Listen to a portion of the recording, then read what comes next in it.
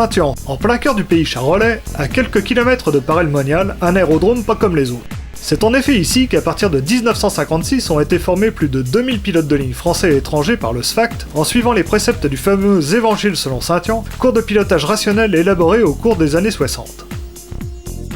Bonjour à tous et bienvenue sur ce site merveilleux de Saint-Yan, où nous sommes réunis pour la deuxième fois pour fêter les 34 ans cette fois de la naissance de la fédération, qui donc a été créée par une poignée de pionniers qui se sont jetés à l'eau, qui ont mis les premières pierres et qui nous permettent aujourd'hui de réaliser notre rêve à tous.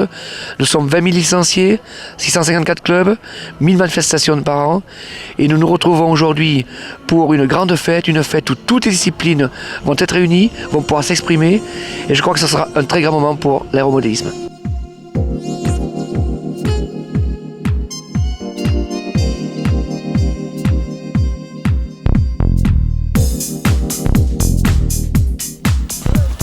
L'aéromodélisme est un loisir aux multiples facettes, et dans ce reportage, nous vous proposons d'en faire un tour d'horizon le plus complet possible. En effet, à quelques petites exceptions près, toutes les disciplines sportives officiellement reconnues par la FAI, c'est-à-dire la Fédération Aéronautique Internationale, et faisant l'objet de compétitions à l'échelle mondiale, étaient représentées à Saint-Yan. Nous commencerons par le vol libre, qui est, historiquement parlant, la plus ancienne discipline de toutes, puisqu'elle est apparue bien avant que Clément Ader ou les frères Wright ne parviennent à décoller. Aujourd'hui, cette discipline réunit encore quelques milliers de fanatiques en France, et plus particulièrement des jeunes. En revanche, dès que l'on aborde le domaine de la compétition chez les seniors, le vol libre peut se révéler d'une technicité inouïe, les modèles faisant la part belle aux matériaux de pointe et aux techniques de construction les plus sophistiquées. Et donc aujourd'hui, concours de championnat de France de vol libre d'extérieur, ça se voit, avec des planeurs nationaux, seniors, juniors. Donc nous avons des catégories de planeurs qui se treuillent avec des câbles, comme nous pouvons voir derrière. Et éventuellement recherche de l'ascendance, comme pour tout bon planeur qui se respecte, avec des temps de vol de l'ordre de 3 minutes aujourd'hui, puisque nous sommes en seniors. Le concurrent peut parfois attendre ainsi durant des minutes, à l'affût du moindre signe signalant l'ascendance de passage, le but de la manœuvre étant bien entendu de larguer le planeur dans une zone favorable.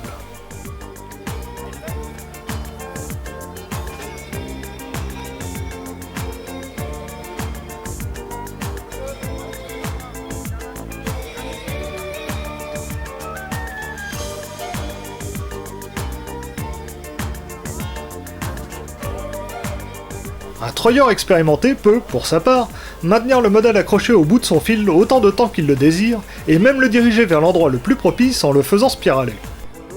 À la fin du temps de vol, un déthermalisateur, une minuterie actionnée au moment du largage, va braquer le stabilisateur afin de détruire sa portance et faire redescendre le planeur en toute sécurité.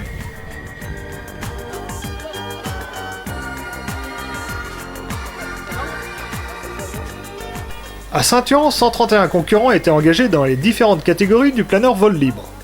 Chez les cadets, c'est Alexandre Bonneau, du haut de ses tout juste 10 ans, qui l'emporte. En junior, la victoire revient à Arnaud Flassy, alors que chez les seniors, c'est Jacques Denay qui réalise la meilleure performance. Enfin, en catégorie internationale A1, le titre revient à Michael Rigaud.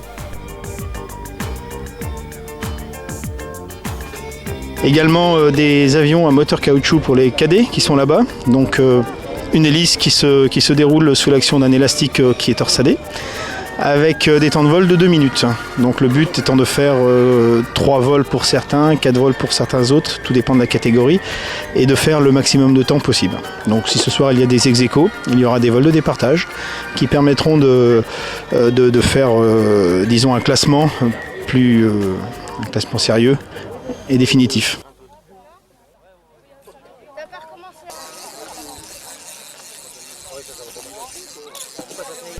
Là encore, on note une forte participation malgré l'absence de quelques ténors en déplacement au championnat d'Europe qui se déroulait en même temps. 38 concurrents en catégorie Coupe d'hiver, discipline remportée par Jean-Pierre Templier, alors qu'en caoutchouc senior, où l'on compte 14 inscrits, c'est Denis Lati qui l'emporte. Chez les cadets, la victoire revient à Charlie Rambaud, alors qu'en junior, c'est une jeune fille, Léa Marquois, qui inscrit son nom au palmarès.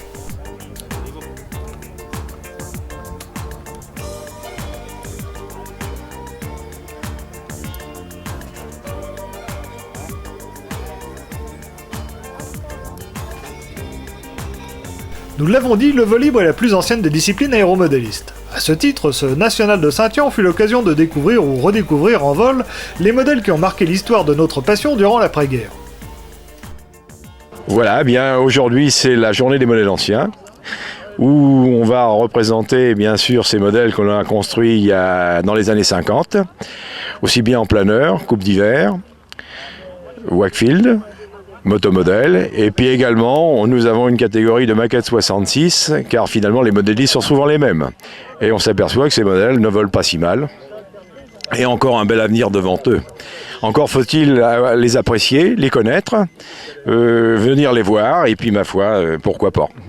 S'y mettre, et nous avons, je crois, des beaux jours devant nous. Espérons que ça continue pendant très longtemps encore. Lui, c'est pas une exception parce qu'il se tord les budgets.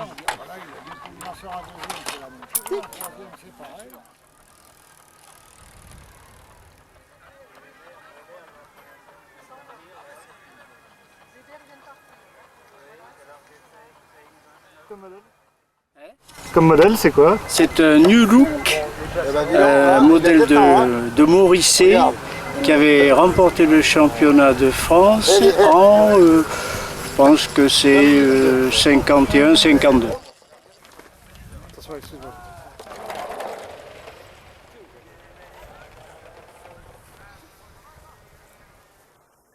Voilà, l'association des 4 ans, c'est-à-dire l'association des amateurs d'avion, a été constituée en 1985 par un groupe d'amis, d'anciens modélistes généralement, et des gens qui ont participé à l'époque de ces modèles, pour d'abord se souvenir, et puis ensuite continuer à se fréquenter. Il est dommage, quand on a pratiqué pendant de nombreuses années, de s'évaporer, de quitter quelque chose qui nous a tellement tenu à cœur et qui nous a permis de joyeuses rencontres. Et nous avons essayé de perpétuer cette chose, et ensuite de penser également, par le souvenir, ne serait-ce qu'au musée, ces modèles, et il faut penser à l'histoire du modélisme. Il a commencé bien avant nous, il a commencé même avant l'aviation, donc il faut le perpétuer. Ce serait dommage de perdre un patrimoine tout à fait intéressant et qui, à l'heure actuelle, a tendance à se désagréger un peu.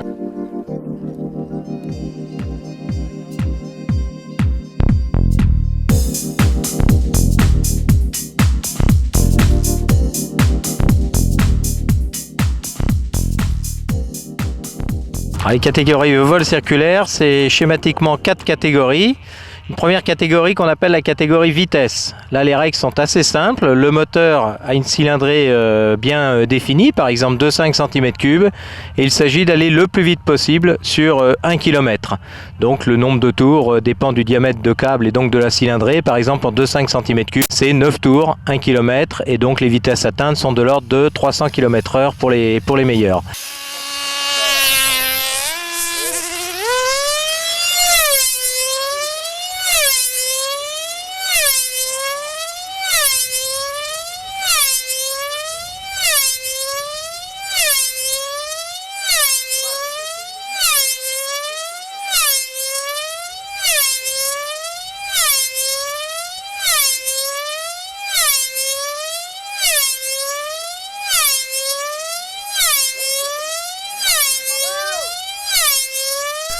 Avec ses avions aux ailes métalliques asymétriques bien spécifiques et ses moteurs préparés, la vitesse est à bien des égards une catégorie aussi élitiste que spectaculaire.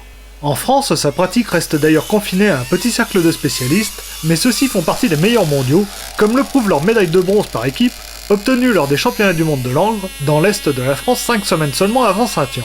En catégorie 2,5 cm3, Jean-Marc Aubé décroche ici le titre de champion de France avec 286,8 km/h, alors qu'en catégorie nationale, c'est Gérard Billon qui empoche un nouveau titre avec 303,2 km/h, devant son fils Eddy, troisième avec une vitesse inférieure de 60 km/h.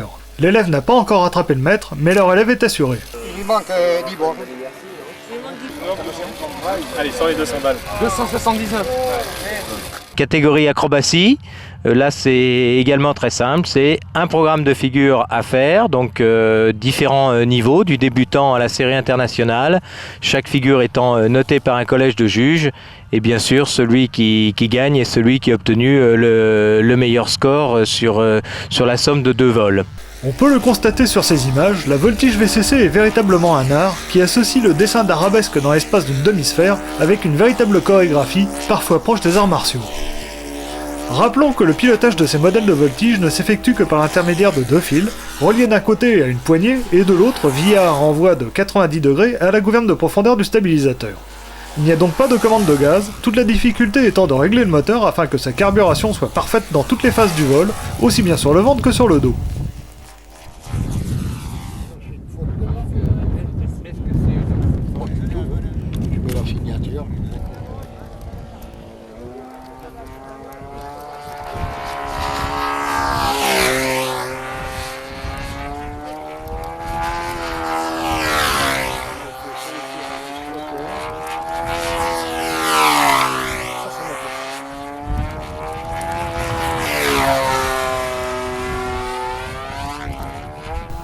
En série 1, la plus facile, c'est Gaël Favier qui l'emporte devant Claire Béringer, ils sont tous les deux cadets. En série 2 nationale, c'est Noël Leduc qui va s'imposer, alors qu'en série 3 internationale, Gilbert Béringer, récent vice-champion du monde, ne bat son fils Rémi que de 50 points sur plus de 2000. Là encore, une sacrée famille de circularistes. Le troisième, Serge Delabarde, est également un grand spécialiste de cette discipline, alors qu'en 4ème place nous retrouvons le chinois Wang Hongwei, que l'on voit évoluer ici. En effet, étudiant en France, il est affilié depuis un an au club modéliste Rue Iqua, et à ce titre a été autorisé à participer à ce national de la FFAM avec un avion d'emprunt.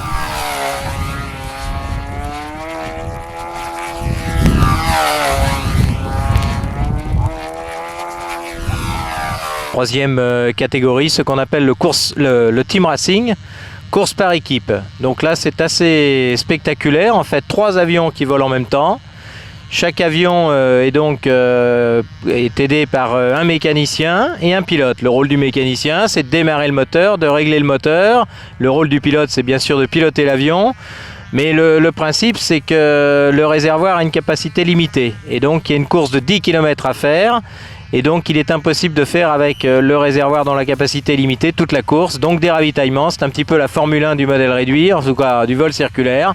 Donc des ravitaillements et tout ceci avec 3 avions qui volent en même temps, des courses éliminatoires, des demi-finales et une finale qui, elle, au lieu de se dérouler sur 10 km, se déroule sur 20 km.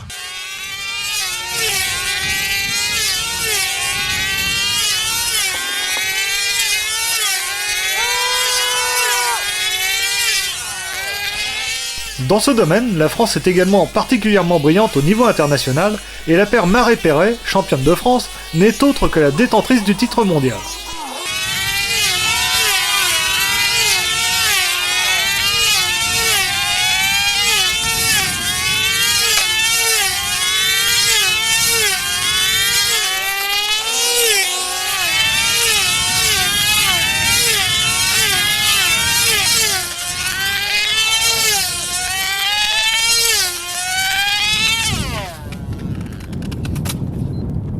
Puis la dernière catégorie, c'est ce qu'on appelle le combat. Donc ce sont des avions, chaque avion est équipé d'une banderole qui fait à peu près 3 mètres de long. Et le principe, donc les 2 avions volent ensemble et il s'agit de couper le maximum de fois la banderole de l'adversaire tout en restant en l'air. Donc il arrive dans un certain nombre de cas que les avions aillent au sol, au moins un des 2. Donc dans ce cas-là, les temps sont décomptés. Et celui qui gagne, c'est à la fois celui qui a fait le plus de coupes et qui est resté le plus longtemps en l'air. Elle aussi extrêmement spectaculaire et toujours appréciée du public, car riche en rebondissements et facile à suivre, cette compétition va être remportée par Claude Bernard du CMC. Signalons la présence dans les profondeurs du classement du champion du monde de voltige radiocommandé en titre, Christophe Paysan-Leroux, qui participait juste pour le fun, sans aucune prétention, et que l'on retrouvera beaucoup plus à son aise un peu plus tard dans son reportage, exerçant son art de prédilection.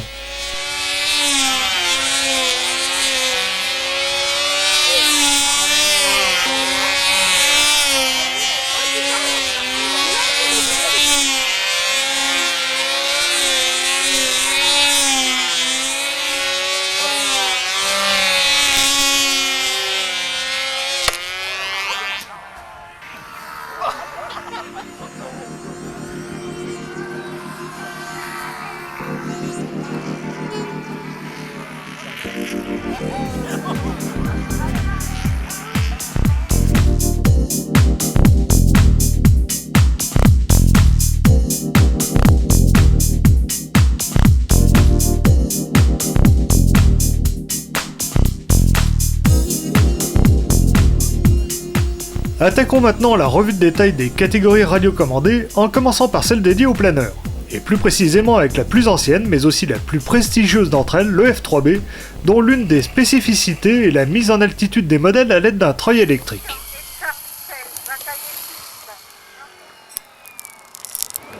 Alors le règlement F3B, c'est un règlement qui concerne les planeurs de catégorie internationale pour lesquels le règlement prévoit 3 épreuves, une épreuve de durée, une épreuve de distance et une épreuve de vitesse. D'abord les planeurs, il faut qu'ils correspondent aux normes internationales qui fixent des limites de masse qui sont à 5 kg maximum, qui fixent des charges à l'air de 75 grammes au décimètre carré, et ce qui donne aujourd'hui des planeurs qui font de l'ordre de 3 mètres d'envergure, qui pèsent à vide 2 kg, dans lesquels on met jusqu'à 1 kg de ballast, suivant les épreuves. Et bien entendu, afin d'avoir les meilleures performances possibles, tous ces planeurs sont à l'image des vrais équipés d'ailes moulées en matériaux composites. S'ils sont traditionnellement d'origine allemande ou tchèque, saluons ici l'arrivée d'un artisan français. Bonjour, je m'appelle Alexis Maréchal, je suis fabricant d'aéromodèles modèles réduits pour le sud-ouest de la France. Là je vous présente mon modèle F3B qui est pour l'instant un modèle prototype. Alors c'est un planeur qui fait 3,18 m d'envergure pour un poids en ordre de vol de 2,650 kg à vide pour l'instant. Il est équipé d'un profil perso nommé MG08. Pour l'instant, je n'ai pas encore terminé le moule du fuselage, donc je vole avec un fuselage d'un ami. Alors les épreuves, la durée, c'est relativement simple, on a 12 minutes de temps de travail dans lesquelles il faut faire 10 minutes de durée. Alors 10 minutes, ça compte à partir du moment où on a lâché le crochet. Et le bout, c'est quand on arrête le planeur le plus près d'une cible. La cible, c'est un petit carré qui fait un peu moins d'1 mètre. Là, on obtient 100 points. Et ensuite, si on s'éloigne à chaque fois de la cible, on perd 5 points jusqu'à à peu près 15 mètres. Au bout des 15 mètres, là, on a 0 point à la cible. Alors, 100 points de cible, il faut bien se rendre compte que c'est 1 minute 40 de vol. Donc, on va partir, aujourd'hui, on part à 7 en durée, 7 planeurs, et on joue les uns contre les autres. Donc on peut faire 10 minutes, le meilleur va faire 10 minutes 0-0 et 100 points. Et là, pour calculer les points des autres, on va se baser sur le meilleur. Même si le meilleur fait 5 minutes et que les autres font 4 minutes, le premier aura 1000 et le deuxième aura un rapport par rapport au temps du premier, ramené sur les 1000 points. Depuis ses origines, le F3B a toujours été considéré comme étant la vitrine technologique de l'aéromodélisme, à tel point qu'il est rapidement devenu un sujet de recherche important pour les aérodynamiciens universitaires. Les profils laminaires spécifiques pour les petits nombres de Reynolds créés par les professeurs Epler, Gisberger ou Quebec ont ainsi permis de faire progresser les performances de façon extrêmement spectaculaire. Pensez que dans les années 70, l'épreuve de durée n'était que de 4 minutes. Nous en sommes aujourd'hui à 10, soit un accroissement des perfos de 250% en 30 ans dans ce secteur de vol particulier. Donc ça c'est la durée, c'est 10 minutes. Ensuite on a une épreuve très particulière qui est la distance. La distance, sur le terrain, on a 2 bases qui sont de 150 mètres. Et pendant un temps de 7 minutes, on a droit à voler et faire le plus grand nombre de distances, de bases donc, en 4 minutes. À partir du moment où le planeur est rentré dans la première base, le chrono se déclenche et 4 minutes après, on ne comptera plus les bases. Donc c'est une sorte de durée de vitesse. C'est-à-dire que ça démarre assez lentement et ça va finir, ça peut finir assez vite. Tout à l'heure, on a vu des planeurs qui ont fait 20 bases, donc ils volaient assez vite. Et il y en a des fois qui font que 9 bases parce que l'air est pas bon ou il n'y a pas d'ascendance. Donc là aussi, c'est un rapport à 1000 points et on vole en général 4 par 4. Donc on essaye de voler à côté de l'autre, les uns des autres, et puis c'est le premier qui va accélérer, finalement qui va gagner. Et pour savoir quand vous avez passé une base sans avoir à quitter votre planeur des yeux, les juges vous préviennent par un signal sonore, ce qui donne parfois des concerts de klaxon assez cocasses.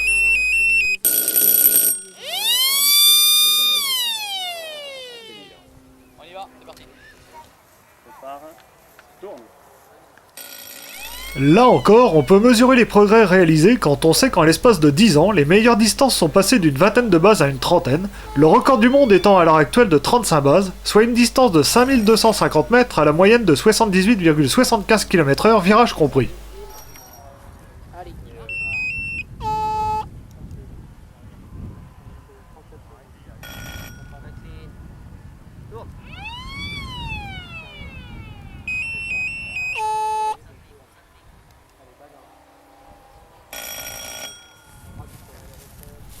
Vous noterez ici l'incroyable faiblesse du taux de chute de ce planeur qui, sans vitesse, trouve tout de même les ressources nécessaires pour rester en l'air sur plus de 400 mètres, malgré un virage qui lui fait perdre énormément d'énergie.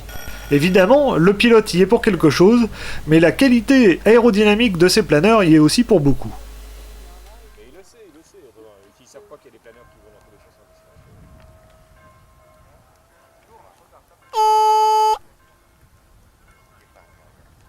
Et ensuite, la dernière épreuve, qui est la plus spectaculaire, c'est la vitesse. On a toujours des bases de 150 mètres. On fait partir le planeur. À partir du moment où il rentre dans les bases, il fait 4 fois la distance, c'est-à-dire 2 allers-retours. Donc là, le planeur va prendre le maximum de vitesse, va faire un virage très très serré à la base de B, 150 mètres plus loin.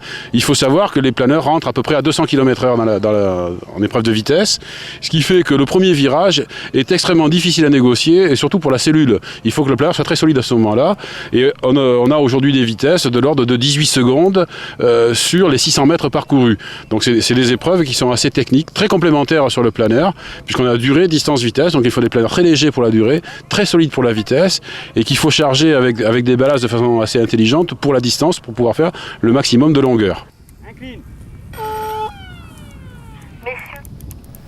À l'heure actuelle, le record du monde de vitesse sur cette distance de 600 mètres est de 14 secondes 01, soit plus de 154 km/h, virage compris.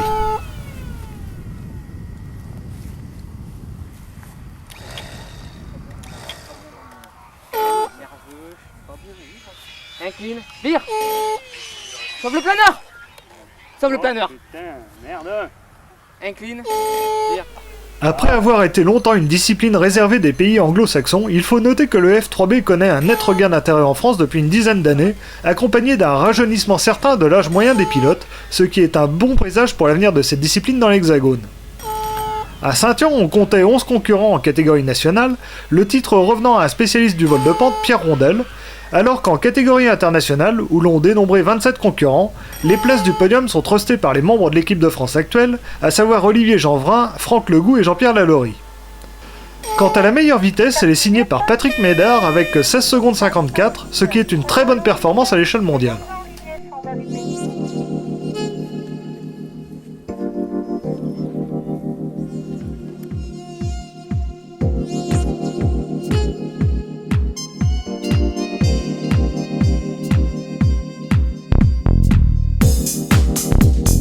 Proposée par la France et acceptée par la CIAM, la Commission internationale d'aéromodélisme de la FAI à la fin des années 80, la catégorie des planeurs remorqués F3I est évidemment très populaire chez nous. Mais à l'heure actuelle, et malgré tous les efforts déployés par ses initiateurs, elle n'a encore fait l'objet d'aucun championnat mondial, ce qui s'explique par le fait que le remorquage des grands planeurs radiocommandés reste une activité confidentielle hors des frontières européennes. Je suis président du club Saint-Exupéry à Merzulaire depuis 12 ans et je m'occupe du sous-comité du F3I depuis 2 ans. J'étais au sous-comité F3I avant, à partir de 1997. Donc j'ai fait le premier Saint-Yon, je l'ai déjà fait. Et là je fais Saint-Yon en tant que responsable du sous-comité vol à voile.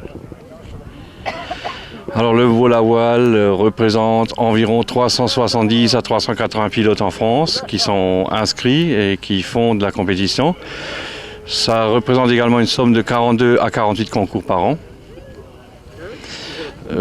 Pour venir à un championnat comme celui-là, où on avait quand même 49 participants, il faut passer par 3 sélections. Suite à cela, il faut passer le cap des demi-finales. Et c'est les 52 meilleurs qui sont retenus pour cette finale.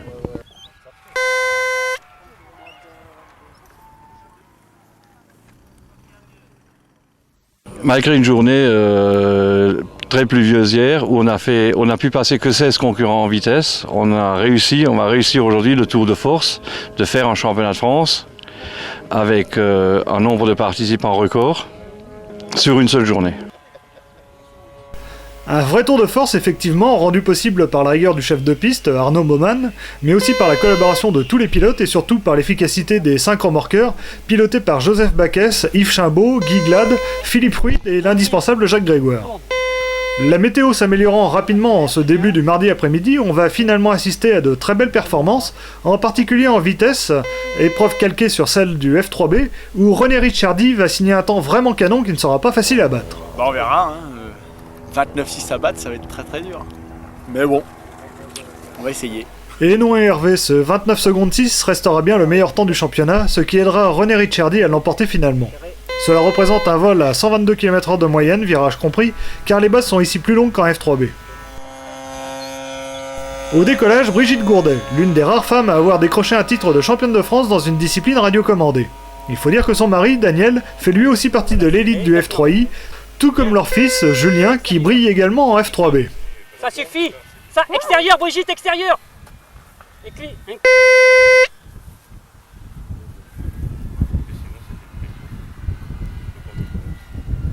Incline. Tourne. Extérieur, Brigitte, extérieur, extérieur, extérieur. Incline.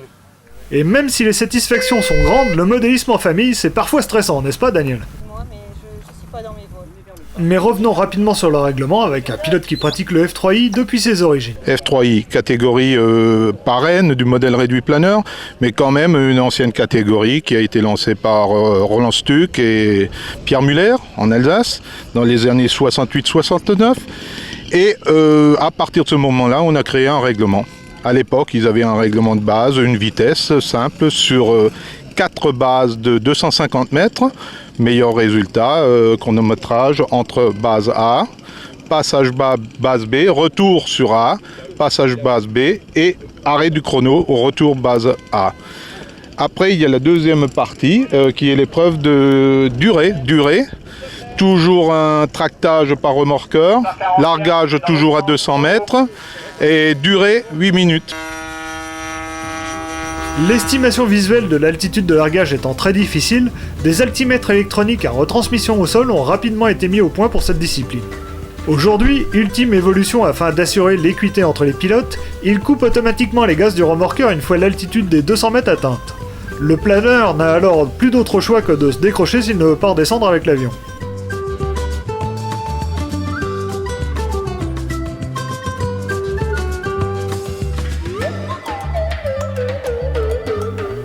A ce propos, vous remarquerez que les machines sont nettement plus ventrues que les planeurs de F3B.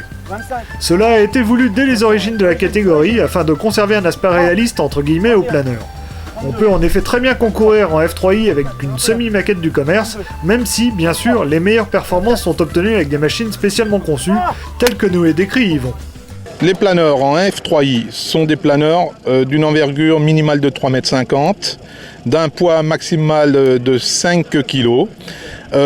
L'envergure est régie par un mètre couple, hauteur et largeur, 4% pour la hauteur, 3,5% pour la largeur, si mes souvenirs sont bons.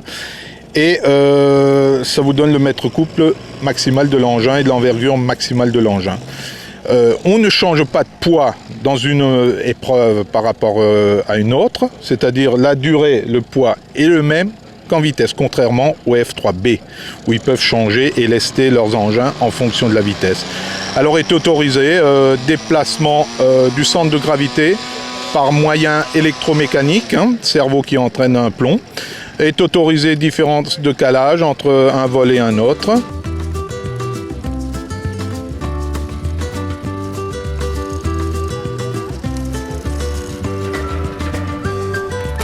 Peu de machines dédiées existent dans le commerce, et la plupart sont en fait des créations de clubs, ou tout bonnement personnelles, comme le tout nouvel Alien de Jean-Luc Orin, ou d'autres plus répandus, comme ceux utilisés par ces deux jeunes concurrents.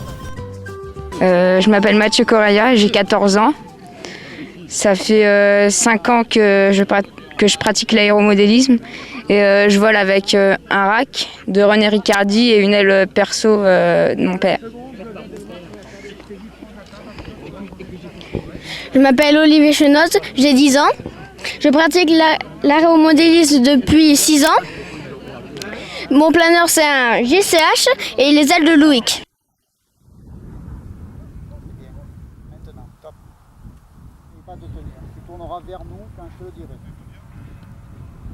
Olivier, très appliqué, est ici coché par Jean-Claude Audet, le créateur du fameux JCH.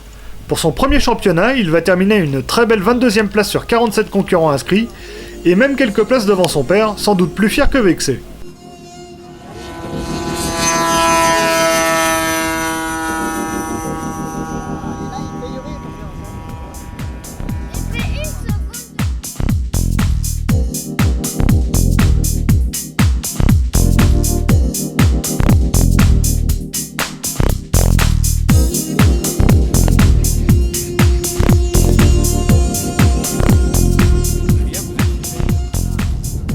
Autre discipline du planeur pratiquée en plaine, le F3J est une catégorie très jeune, mais qui connaît déjà un engouement planétaire. En effet, les 2 premiers championnats du monde de son histoire réunissaient plus de 20 nations. À l'origine conçu pour s'affranchir des contraintes du F3B, à savoir les treuils électriques toujours trop coûteux et difficiles à transporter, et l'installation de base sur le terrain, bénéficiant d'un règlement beaucoup plus simple tout en pouvant se pratiquer avec les mêmes planeurs, même si bien sûr la compétition a donné naissance à des machines encore plus spécifiques, il faut dire que le F3J a bien des atouts dans son jeu.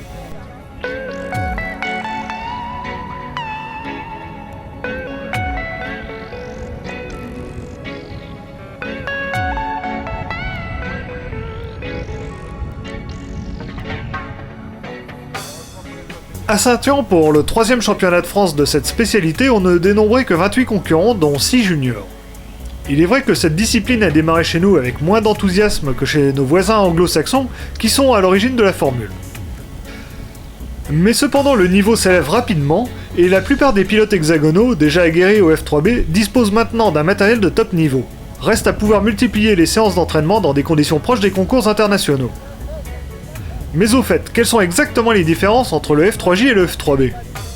Alors, le F3J c'est une catégorie planeur qui a comme objectif de durer le plus longtemps possible, mais dans un temps imparti, durer le plus longtemps possible dans les 10 minutes qui sont imparties pour pouvoir faire donc tout le vol.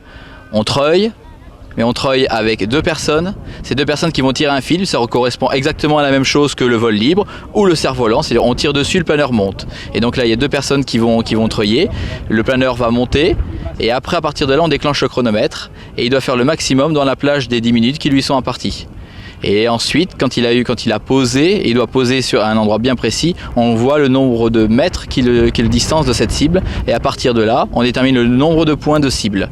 Et le cumul de tout ça, le temps de vol plus la cible, fait que groupe par groupe de vol, on détermine le premier qui a 1000 points, et par une règle de 3 toute simple, on détermine le score des autres. Vous aurez noté que ce qui singularise le F3J, c'est avant tout le mode de mise en altitude des planeurs par treuillage à la course.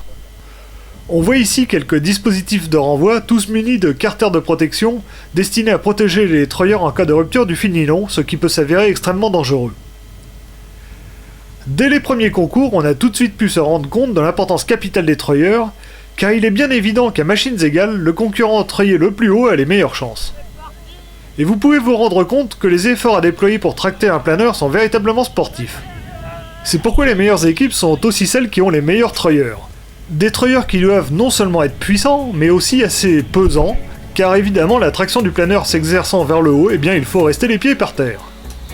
Dès lors, les problèmes de course à l'armement que l'on avait voulu supprimer en se passant des treuils électriques se retrouvent plus aigus que jamais, car il n'est vraiment pas facile de recruter des athlètes pour ce genre de tâches ingrates, et pourtant ô combien capital pour le résultat du pilote.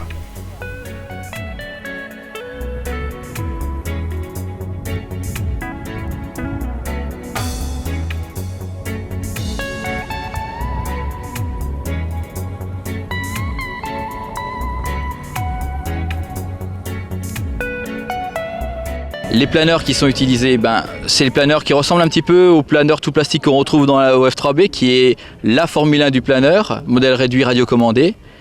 Et là, on retrouve par contre des planeurs qui sont un petit peu plus, je dirais un petit peu plus grands, c'est-à-dire plus d'envergure, plus de surface, un petit peu plus léger, parce que l'objectif, c'est que de durer et pas de faire des vitesses ou la distance, des choses qui demandent beaucoup de résistance aux planeurs. Donc on retrouve des planeurs un petit peu plus légers et on peut se permettre d'avoir des planeurs pas spécialement que fibres, mais des planeurs qui sont aussi coffrés avec du bois. Et on trouve dans le commerce d'autres planeurs qui permettent de faire cette catégorie. C'est une catégorie, je dirais, d'appel aux planeurs radiocommandés. Donc on se retrouve avec des grands planeurs, c'est quand même agréable.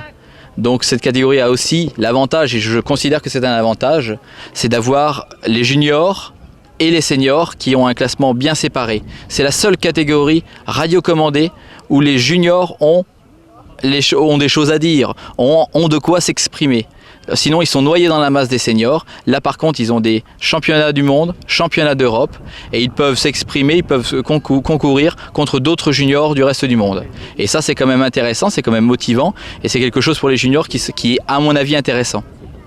Sinon, pour le concours de Saint-Yan, pour le championnat de France de Saint-Yan, on se retrouve dans une configuration toute simple. Il y a 22 seniors inscrits, 6 juniors inscrits, et on retrouve dans l'ensemble des deux catégories les 6 personnes qui ont concouru au mois de juin pour l'équipe de France et qui ont été en Grèce pour le championnat du monde. Les résultats n'étaient pas tout à fait à la hauteur de ce qu'on aurait pu espérer, évidemment. On espère toujours des bons classements, mais c'est quand même motivant et ça montre qu'on a progressé par rapport il y a 2 ans à l'autre championnat du monde. Et j'espère que l'an prochain, championnat d'Europe et puis à tous les championnats, on progressera comme on a progressé cette fois-ci.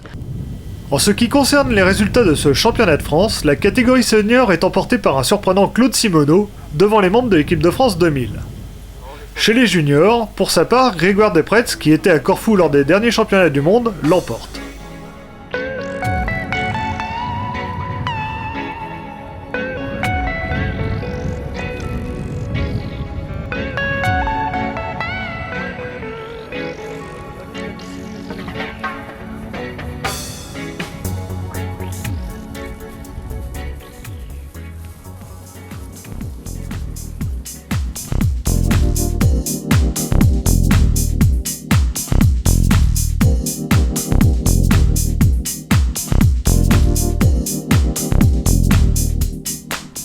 Découvrons maintenant la catégorie la plus fun de toutes, très abordable par les ados, mais suffisamment technique pour retenir l'attention des moustachus. Elle vient de se doter d'un règlement international qui devrait lui assurer un bel avenir, car il suffirait probablement d'un petit coup de pouce médiatique pour qu'elle sorte du cadre des seuls initiés et devienne la plus populaire des compétitions modélistes. Donc le planeur lancé main, c'est une catégorie relativement récente dans l'aéromodélisme. Ça pourrait être 4 ou 5 ans que ça existe.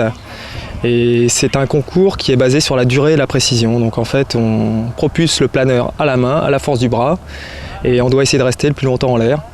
Ensuite, pour la réception, on réceptionne la machine à la main, ce qui donne une pénalité faible. Et lorsque la machine touche le sol, à ce moment-là, on a une pénalité qui est un peu plus forte. Donc ce qui oblige le pilote à être réellement précis pour l'atterrissage. L'idéal est bien sûr de rester, donc les manches durent environ 7 minutes. Au départ, on avait des manches quelquefois qui duraient 5 minutes, on a poussé jusqu'à 10 minutes et puis en fait, le temps idéal est de 7 minutes au niveau du temps de travail. Donc durant ces 7 minutes, le compétiteur peut lancer le planeur autant de fois qu'il le veut et donc il doit faire un maximum de temps de vol. Donc l'idéal bien sûr est de prendre des ascendances. Donc on a une bonne illustration je crois derrière moi puisque aujourd'hui il y a un temps qui est parfait pour ça. Il y a de très bonnes thermiques aujourd'hui à Paray-le-Monial. Donc lorsqu'une ascendance se présente, le pilote la ressent par certains mouvements de sa machine qui sont un peu inhabituels et à ce moment-là le but est de spiraler dans cette ascendance et d'essayer de prendre le maximum d'altitude. Ce qui permet donc de rattraper un petit peu moins souvent la machine ou de la poser un peu moins au sol. C'est comme ça qu'on fait un bon score. À titre indicatif, la durée d'un vol dans un air neutre, c'est-à-dire sans ascendance et sans vent, tourne aux alentours de la minute. On est donc bien loin des 7 minutes qui ne sont d'ailleurs qu'exceptionnellement atteintes sur un seul lancer. Mais ça peut arriver. 10, 9, 8, 7, 6, 5, 4, 3, 2, 1... Au niveau des machines, donc en lancer main, il faut savoir que c'est quand même une des catégories les plus accessibles financièrement pour un modéliste qui désire faire de la compétition planeur. On peut faire beaucoup de machines soi-même.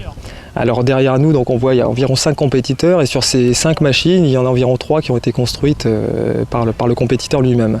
On arrive à avoir des machines très performantes, mais il existe aussi des machines dans le commerce qui sont vendues toutes faites, ready to fly, qui sont également tout à fait bonnes pour commencer la compétition. Mais pour l'instant, dans cette catégorie, on se rend compte finalement que les machines personnelles sont tout à fait équivalentes aux machines artisanales, sont très compétitives. Donc en général, on fabrique soit des machines en structure, Donc à ce moment-là, l'aile est construite de façon traditionnelle avec des nervures, coffrage, quelquefois ce qu'on appelle un D-box qui permet de renforcer la structure de l'aile. Et les fuselages sont souvent très simples. Ils sont constitués d'une caisse très fine en balsa avec un tube de queue le plus léger possible. On arrive à obtenir des machines qui pèsent aux alentours de 300 à 350 grammes pour 1,50 m d'envergure, ce qui donne donc des charges à l'air systématiquement inférieures à 20 grammes par décimètre carré, souvent tournant même aux alentours de 15 grammes par décimètre carré. Mais rien n'empêche de réaliser, essentiellement pour le plaisir, des machines plus sophistiquées comme ce planeur à fuselage en fibre de verre et elle en noyau de polystyrène coffré de fibre de verre collé sous vide. Si la plupart des machines sont des 2 axes, c'est-à-dire dépourvues d'ailerons, certaines sont par contre équipées de volets de courbure, destinées à améliorer la portance une fois le planeur centré dans l'ascendance.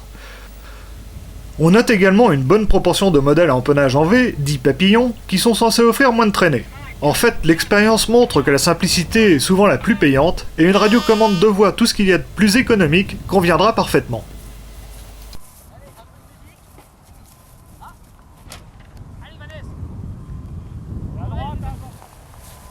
Alors je m'appelle Vanessa, ça fait 2 ans et demi que je pratique le lancer-main et le modèle réduit.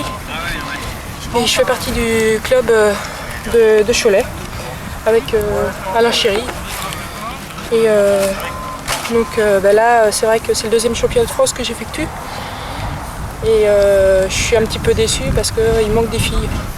Donc là je vais essayer de motiver de plus en plus les femmes pour pratiquer le lancer-main et pour permettre aussi une reconnaissance féminine au niveau du lancer-main.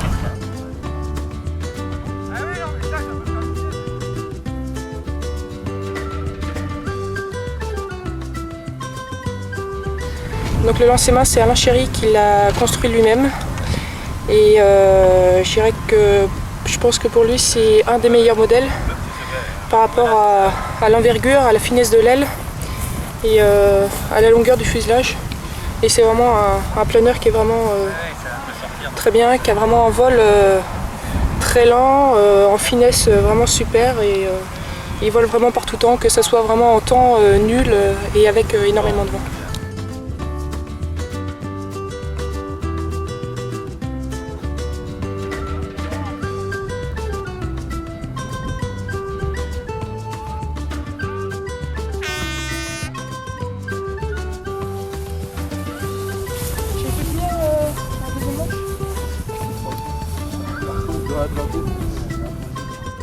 Du fait de l'encombrement des fréquences sur le site de Saint-Yan, c'est sur le terrain d'aviation de Paray-le-Monial que se sont déroulées les 4 manches éliminatoires de ce championnat de France réunissant une trentaine de concurrents.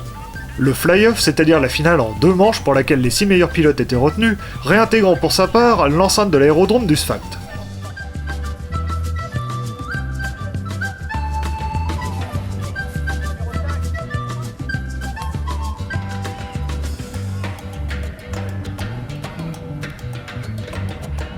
Donc je m'appelle Brice Rostal, j'ai commencé l'aéromodélisme il y a au moins 2 ans et demi, 3 ans. J'ai commencé les compétitions par du lancer-main. Donc là ça fait à peu près 1 an et demi que je fais du lancer-main. Et donc là c'est le 2e championnat de France, donc on va essayer de faire le mieux possible. Trop modeste, Brice, qui à 16 ans est encore junior, oublie de dire qu'il avait terminé l'an passé second de son premier championnat de France, et cette année, avec son planeur de conception personnelle, le Vaudou, extrêmement performant, il va s'imposer sans contestation possible, prouvant, s'il le fallait encore, que la valeur n'attend point le nombre d'années.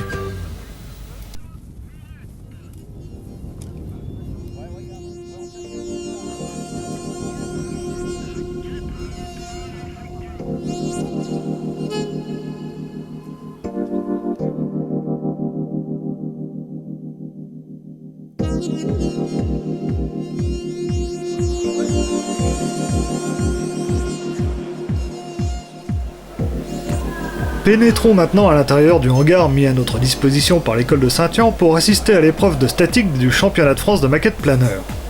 La maquette, qu'elle soit d'avion ou de planeur d'ailleurs, représente, il faut le dire, une caste bien à part dans le monde de la compétition modéliste. C'est bien évidemment lié au fait que la machine par elle-même, œuvre on ne peut plus personnelle du concurrent, a ici autant d'importance que son pilotage. C'est pourquoi, à de rares exceptions près, les maquettistes sont des modélistes très expérimentés, qui aiment avant tout construire et qui sont souvent, en fait, d'anciens professionnels de l'aéronautique, voire des nostalgiques des machines qu'ils reproduisent, et qu'ils ont souvent, particulièrement dans le cas des Vélivols qui nous intéressent ici, soit piloté, soit rêvé de piloter. Alors là, je vais être obligé d'aller chercher l'Armagnac parce que c'est mon président durable, lui, il aime que l'Armagnac. C'est sous une pluie battante que le concours va débuter, et nous voyons ici le biplace Marianne d'Alain Gallo ouvrir le bal entre deux averses qui vont gravement perturber le début des vols avant que la météo ne redevienne fort heureusement parfaite dès le lendemain matin. Afin de conserver un réalisme maximal, les maquettes de planeurs sont bien entendu mises en altitude par remorquage, comme les vrais, même si les remorqueurs, eux, ne sont pas des maquettes mais de robustes cellules spécialement dessinées pour cet usage intensif. Il faut d'ailleurs saluer la performance de Michel Bador et de Franck Daudet qui ont su assurer cette tâche avec efficacité malgré les masses parfois intimidantes des planeurs, car ces maquettes, qui contrairement aux avions ne répondent encore à aucune réglementation internationale, sont souvent très imposantes avec des envergures allant de 4 à 5 mètres voire plus. Parmi les maquettes présentes, nous avons décidé de vous présenter en priorité celles reproduisant des planeurs français. On voit ainsi ici le Caudron C800 de Benoît Baradon, un modèle à l'échelle du quart, qui mesure 4 mètres d'envergure et dont la construction a nécessité plusieurs centaines d'heures, avec son fuselage monocoque entièrement réalisé en latte de bois à l'image du réel.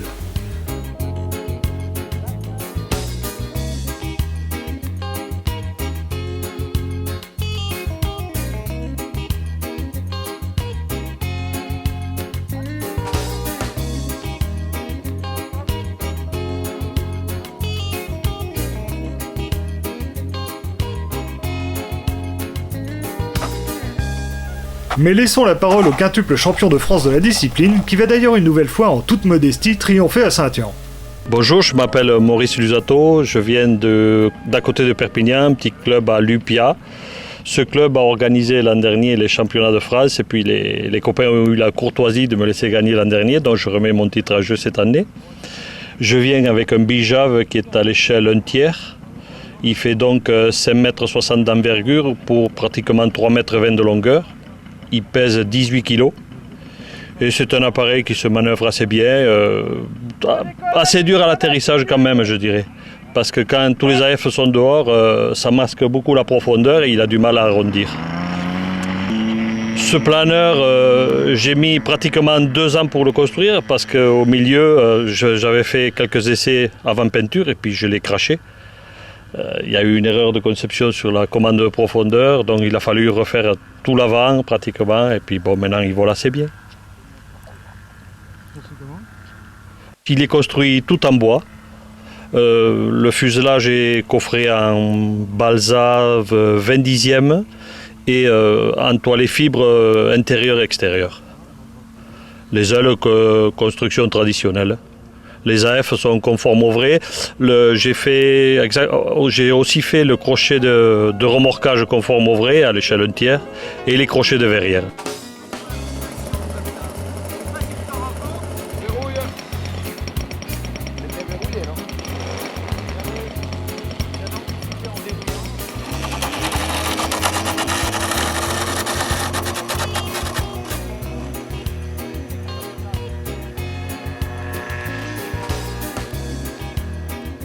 Alors pour le concours maquette, nous avons d'abord une épreuve de statique. Le planeur passe devant 3 juges. On leur fournit un triptyque et maximum de 10 photos. Donc ils jugent si le planeur est conforme au réel. Ensuite pour les vols, nous avons 2 vols. Un vol 1 et un vol 2. Le vol 1 est composé de... il y a le décollage, la mise en altitude. Ensuite nous avons 3 figures imposées. Il y a une ligne droite de retour vers un point de référence, 3 tours de spirale et un 8 à plat. Ensuite, il y a une PTU et un atterrissage. Le deuxième vol est un vol de figure libre. Alors là, il y a toujours le décollage et la mise en altitude. Ensuite, le concurrent choisit 3 figures que le planeur est capable de passer. Et ensuite, PTU et atterrissage. Autre planeur français célèbre de la fin des années 60, le Breguet 905 Fauvette est ici reproduit à l'échelle du tiers, ce qui donne une envergure de 5 mètres pour une masse de 10 kg. Réalisée par André Lambert, cette maquette est équipée de profils modernes de la famille HQ qui lui donnent des qualités de vol bien supérieures à ce que l'on pourrait attendre du profil original réduit à l'échelle. C'est une chose courante sur les maquettes de planeurs car leurs constructeurs ne se contentent pas de les utiliser en concours mais volent très souvent avec. Leurs performances ne sont donc pas négligées car rien n'est plus désagréable qu'un planeur qui plane mal.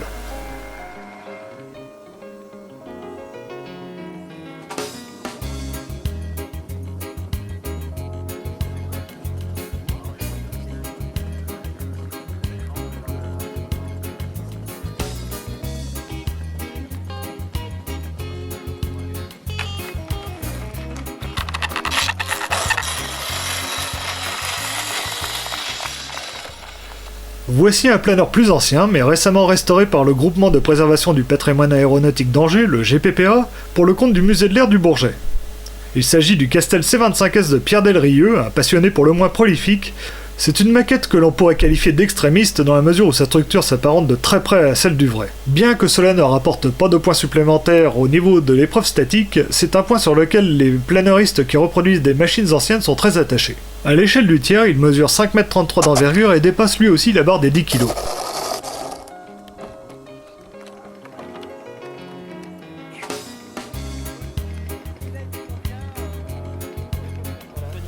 Nous découvrons ici en gros plan le tableau de bord du Vasmer Javelot de Jacques André, ce qui nous permet d'apprécier le degré de réalisme atteint sur cette maquette au tiers.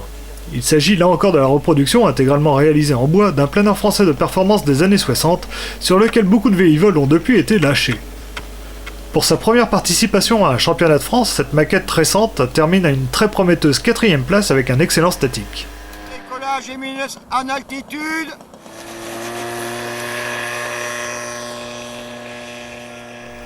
Enfin, nous terminons avec le Genesis, un planeur beaucoup plus récent d'origine américaine aux formes étranges. Avec son stade minuscule et son aile en flèche inverse qui fait penser à une aile volante, la maquette réalisée par Jean-Claude Bachetta, et qui est pour sa part entièrement en matériaux composites comme le vrai, n'a pas été simple à mettre au point. Mais elle a démontré à Saint-Yan qu'une fois réglée, elle volait à la perfection. Une vraie réussite saluée comme il se doit par un public de connaisseurs.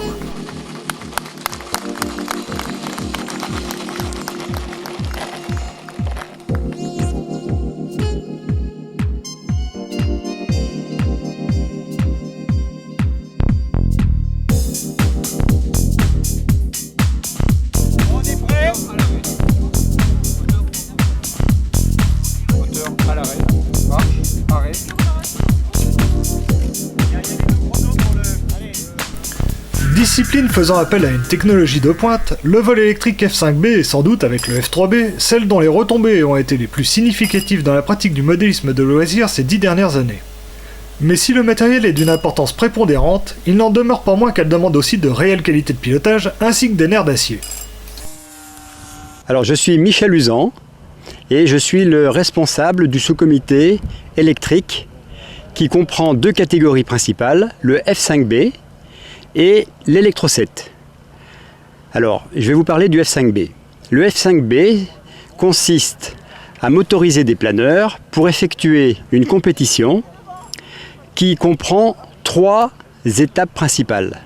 La première étape, c'est une étape de distance.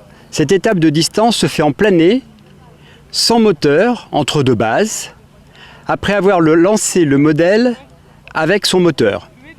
Donc la montée se fait au moteur à l'extérieur des bases et ensuite il faut faire le plus possible de bases entre les 2 plans A et B.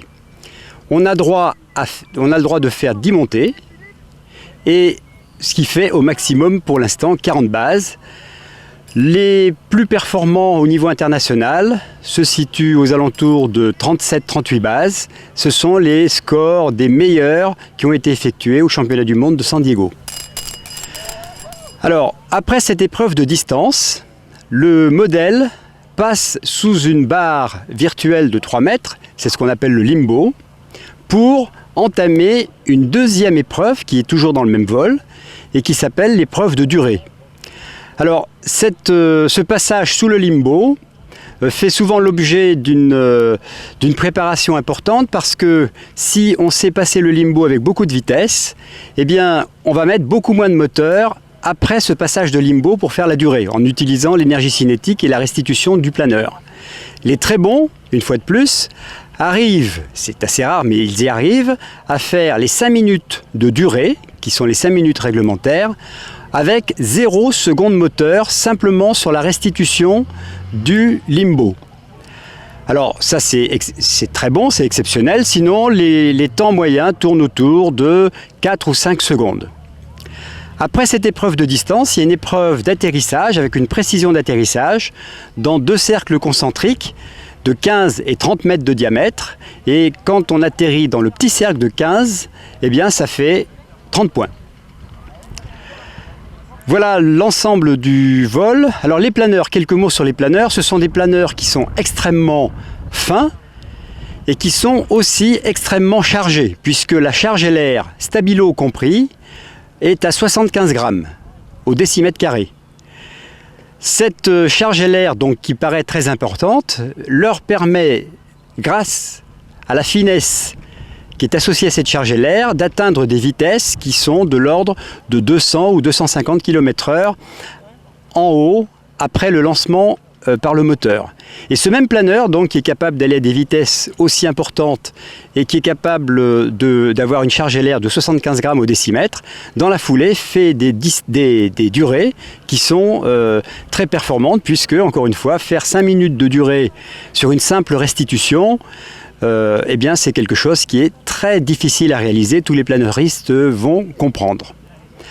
Voilà à peu près pour le F5B. Alors ces planeurs sont équipés de moteurs qui sont maintenant tous sans charbon. Alors on les appelle les brushless. Le courant électrique étant envoyé par un système électronique très sophistiqué qui fait tourner un rotor qui lui-même comporte les aimants du moteur.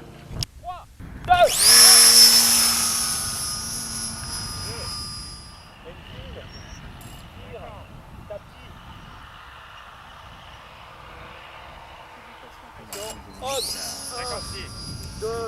Puis 3, 9, 40, 41, 42, 43, 44, 45.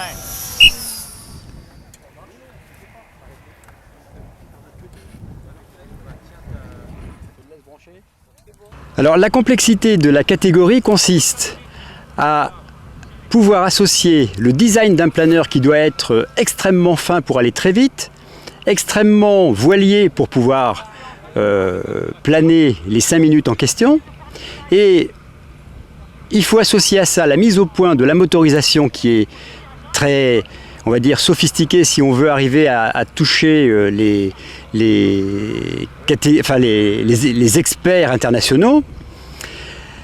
Les batteries aussi font l'objet de tri et d'une attention très particulière.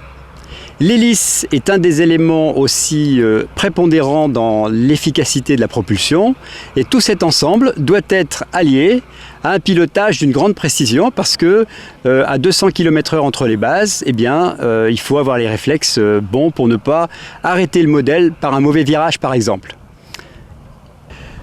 La catégorie F5B comprend 3 classes. La classe 7 éléments qui est faite pour les gens qui débutent un petit peu avec la catégorie 7 éléments sport. La catégorie 7 éléments avec 7 éléments experts. Là, tout le monde s'y amuse parce que ce sont des modèles qui ont déjà de très très bonnes performances, et donc même les moustachus jouent avec les 7 éléments experts. Ensuite, il y a la catégorie 10 éléments, et cette catégorie 10 éléments est internationale. Et le modèle pour 10 éléments doit avoir une surface de 36 décimètres carrés. Enfin, il y a la catégorie FAI, où il y a 27 éléments, ça veut dire 1,1 kg de batterie, dans un modèle qui, tout nu, ne pèse qu'environ 350 grammes. Voilà, aujourd'hui à Saint-Yan, on a réuni 40 compétiteurs qui font du F5B. Le palmarès de ce championnat de France s'établit comme suit. Dans la catégorie Rennes, le F5B FAI, c'est Lionel Minari qui l'emporte. En catégorie 7 éléments sport, c'est Fabrice Noro qui monte sur la première marche, une excellente publicité pour le jeune fabricant des moteurs brushless Electronic Models.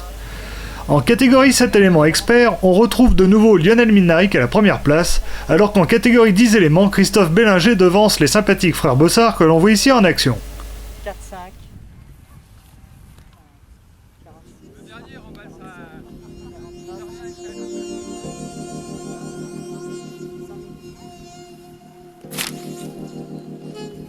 Alors, attention Pierre, la ficelle.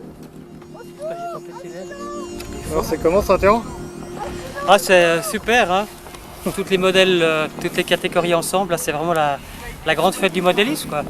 Toujours une bonne humeur là avec les gens du F5B, c'est franchement super.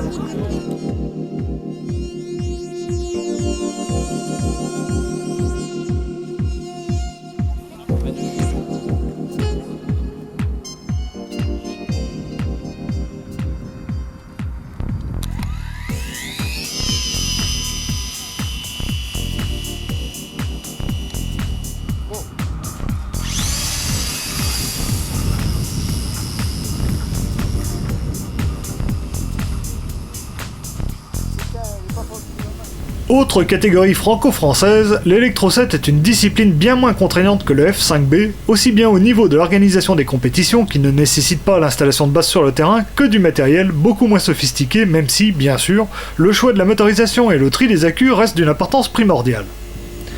C'est sans doute ce qui explique son succès grandissant, puisqu'à Saint-Éran on ne dénombrait pas moins de 50 concurrents, un record.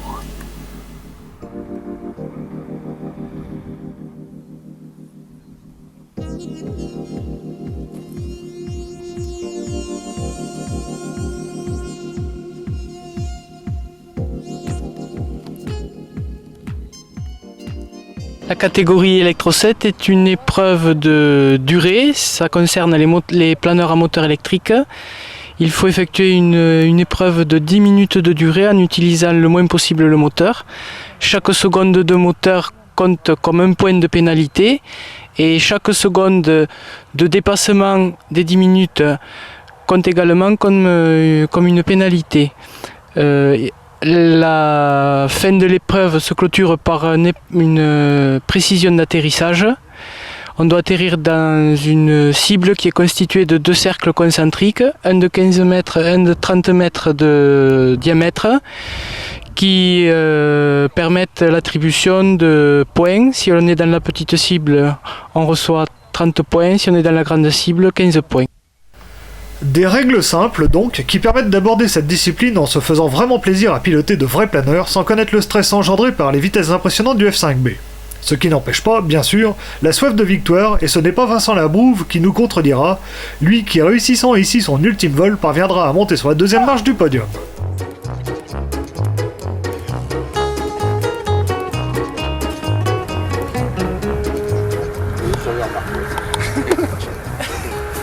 Enfin si, c'est rigolo.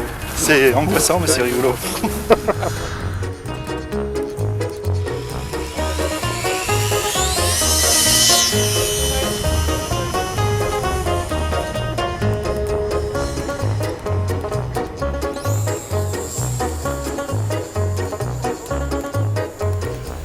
Malgré la motorisation limitée à un accu de 7 éléments, vous pouvez constater que les taux de montée des modèles n'ont rien de poussif.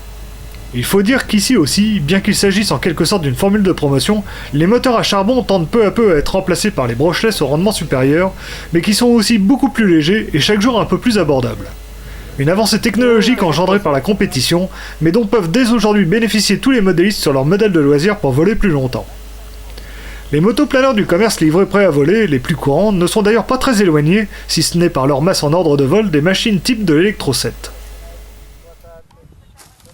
La machine type, à l'heure actuelle, c'est un planeur aux alentours de 2 mètres d'envergure, moins de 900 grammes, 7 éléments. Les motorisations sont des moteurs réductés, pour la plupart, car on obtient un meilleur rendement d'hélice avec une grande hélice, donc avec un réducteur. Si comme dans la plupart des autres catégories, les machines utilisées en Electro 7 sont de conception personnelle, on rencontre également quelques kits optimisés, dont certains produits par des artisans français courageux, tels que Pierre Gonnet, 3e de ce championnat. Bonjour, Pierre Gonnet, PG Modélisme. Là je vous présente ma dernière conception, un Electro 7 qui s'appelle Tonic 2000 pour l'année. Envergure 1m92, longueur 1m10, fuselage Kevlar. Les ailes sont en coffret polystyrène et renfort carbone, idem pour le stab et idem pour la dérive. Donc là nous avons une machine avec aileron, et dérive orientable monobloc avec un moteur de voiture préparé exprès, réducté 3 avec une hélice Frodenthaler 18. Machine assez performante, premier vol il y a quelques jours et donc venu en compétition avec. Putain, je l'enrhume, quoi. Ouais, je vais l'enrhumer. Personnage décontracté et attachant, Pierre n'est pas seulement un bon spécialiste du vol électrique, mais aussi du voilier radiocommandé. Il est d'ailleurs détenteur du titre national en catégorie multicoque. C'est ce que l'on appelle un vrai passionné.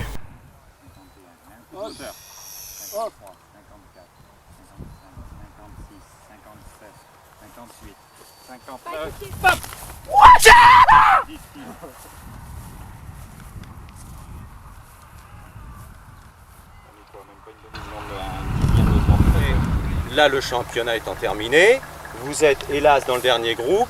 On avait décidé de contrôler le dernier groupe, l'ensemble du dernier groupe. Il n'y a pas de sélection, rien du tout, il n'y a pas eu de tirage au sort, c'est vrai, on a pris le dernier groupe. Comme ça, c'est tu vois ce que je veux faire? Tu vas m'enlever le fusil, tu vas me mettre la... Bien que la compétition se soit déroulée dans une excellente ambiance, cela ne signifie pas pour autant que les organisateurs aient fait preuve de laxisme. On voit ici Jacques Gorat et Michel Usan effectuer un contrôle technique inopiné sur les modèles engagés dans la dernière manche. Aucun problème à signaler, tous les concurrents avaient des motorisations conformes au règlement, à commencer par le nouveau champion de France, Robert Champion, dont on découvre ici le magnifique planeur à la structure très inspirée du vol libre. Quand il s'agit de faire léger, on ne peut pas avoir de meilleures références. À l'intérieur, je vous aurais demandé de m'enlever le fusible et d'essayer de me mettre en route. Voilà. Non mais c'est bien, parfait. Voilà.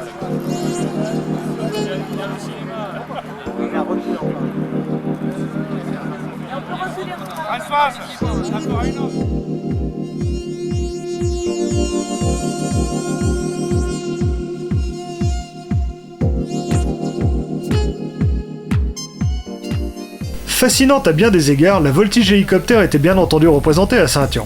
Découverte d'une discipline encore bien mystérieuse pour beaucoup d'entre nous.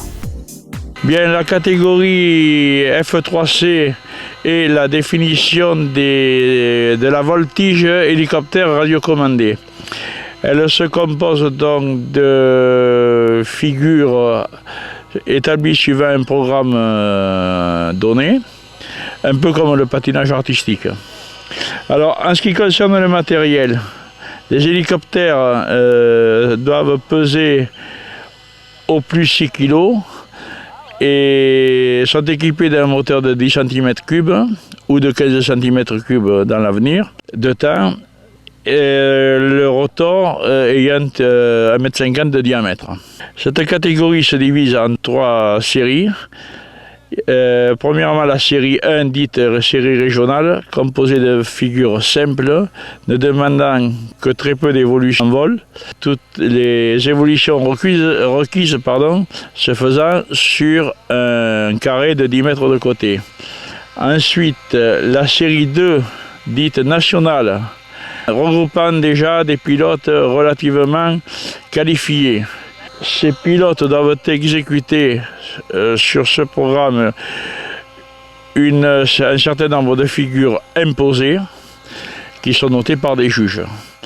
La même configuration se retrouve en série 3 internationale où là les pilotes doivent effectuer 2 vols d'un programme A suivis de 2 vols de programme B.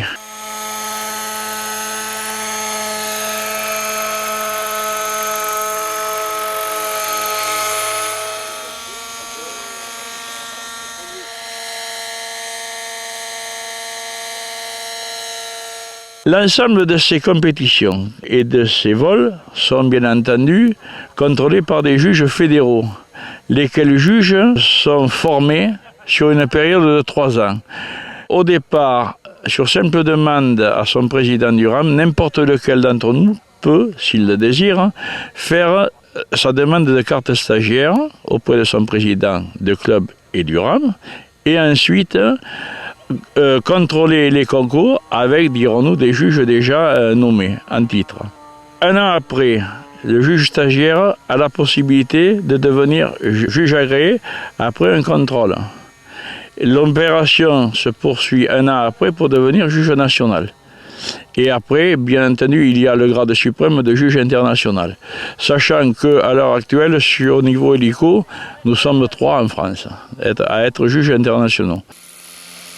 Départ.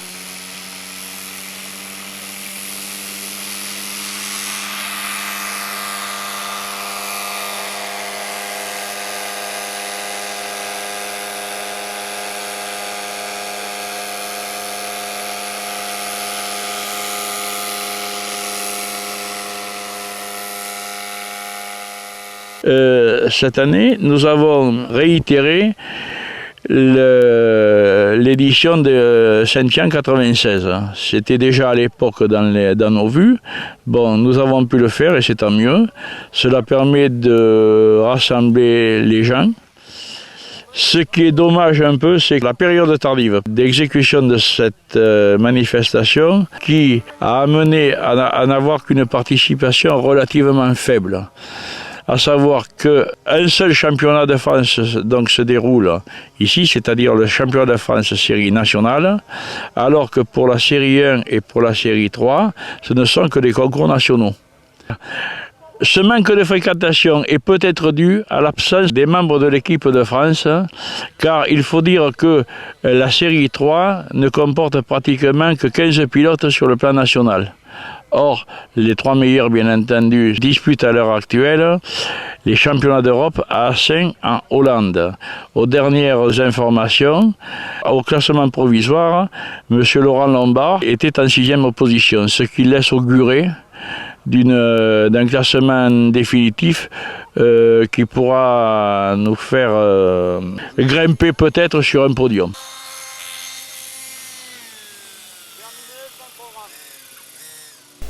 Il ne faut pas se le cacher, la faible participation au championnat de France F3C en catégorie internationale vient aussi du fait que, outre les séances d'entraînement sans fin auxquelles on doit se soumettre pour maîtriser à la perfection les figures, les machines utilisées à ce niveau de compétition sont extrêmement coûteuses. Il faut en effet compter un minimum de 25 000 francs, soit environ 3 800 € pour une cellule compétitive équipée. Et bien sûr, les pilotes ne sauraient se contenter d'une seule machine, toujours susceptible de tomber en panne au mauvais moment. Ceci dit, celles-ci ont des performances éblouissantes en voltige comme vous pouvez le voir ici.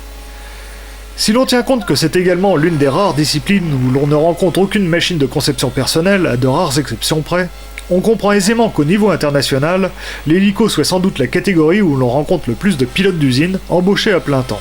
Cela favorise évidemment les pays producteurs, à savoir le Japon, les États-Unis et l'Allemagne, qui trustent les premières places depuis toujours, même si les bons résultats de nos pilotes de pointe leur ont ouvert récemment les portes du sponsoring. Ceci dit, pour participer en série 1 ou 2, il n'est pas nécessaire de faire de tels investissements, car à ce niveau, c'est l'entraînement qui fait la différence, pas les machines. Jean-Michel Boyer, je suis compétiteur en série 2 nationale. Je fais de la compétition depuis 4 ans. J'ai commencé en 1997. Cette discipline est très intéressante par la difficulté du pilotage et par la difficulté de la compétition en hélicoptère qui nécessite une précision de positionnement, une précision dans les manœuvres tant au niveau stationnaire qu'en voltige. Et c'est cette difficulté qui pour moi présente vraiment un intérêt. On s'entraîne à plusieurs dans le club, ce qui est une très bonne chose. On est 3 compétiteurs sur un club de région parisienne, à Crépierre, le MACE, et dans ce club, les gens sont assez motivés pour faire de la compétition. Et cette émulation donne de très très bons résultats.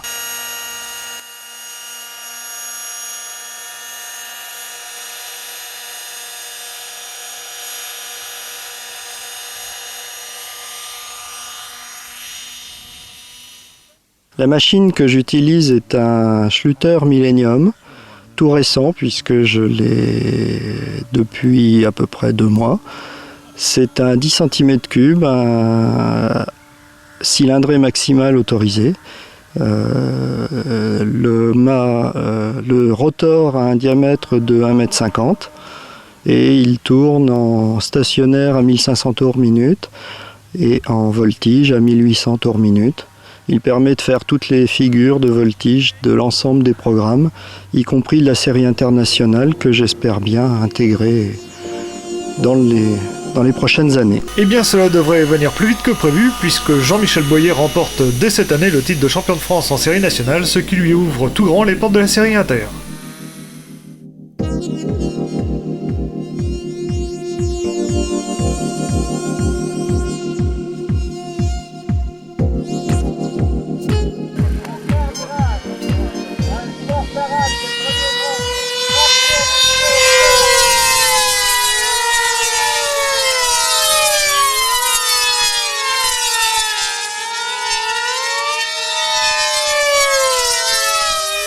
Bien que palpitante, les courses aux pylônes restent une discipline très marginale pratiquée en France par quelques dizaines de pilotes seulement, même si les effectifs ont sérieusement grossi ces dernières années après une longue traversée du désert. On n'a pas tous les jours l'occasion d'assister à de tels spectacles, et Saint-Tian a donc été, comme il y a 4 ans, l'occasion de mieux faire connaissance avec les fanas du Fonce et Tourne à Gauche comme ils se surnomment eux-mêmes. Grâce à la gentillesse des organisateurs, nous allons pouvoir vous faire vivre ces courses au cœur de l'action sur la piste près des pilotes, un endroit où les spectateurs n'ont évidemment jamais accès pour d'évidentes raisons de sécurité.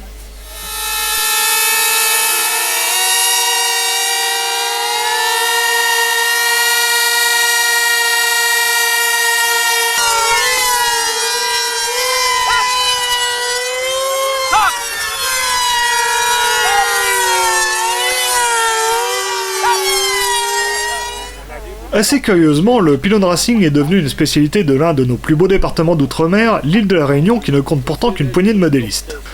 On a pu une nouvelle fois apprécier la bonne humeur de ces pilotes de l'île intense, même si leurs résultats ont été cette fois-ci moins flamboyants qu'il y a 4 ans, victimes d'innombrables problèmes techniques. Mais malgré leur isolement qui les prive des confrontations sportives indispensables pour progresser, ils restent dans le coup, ce qui est déjà un bel exploit.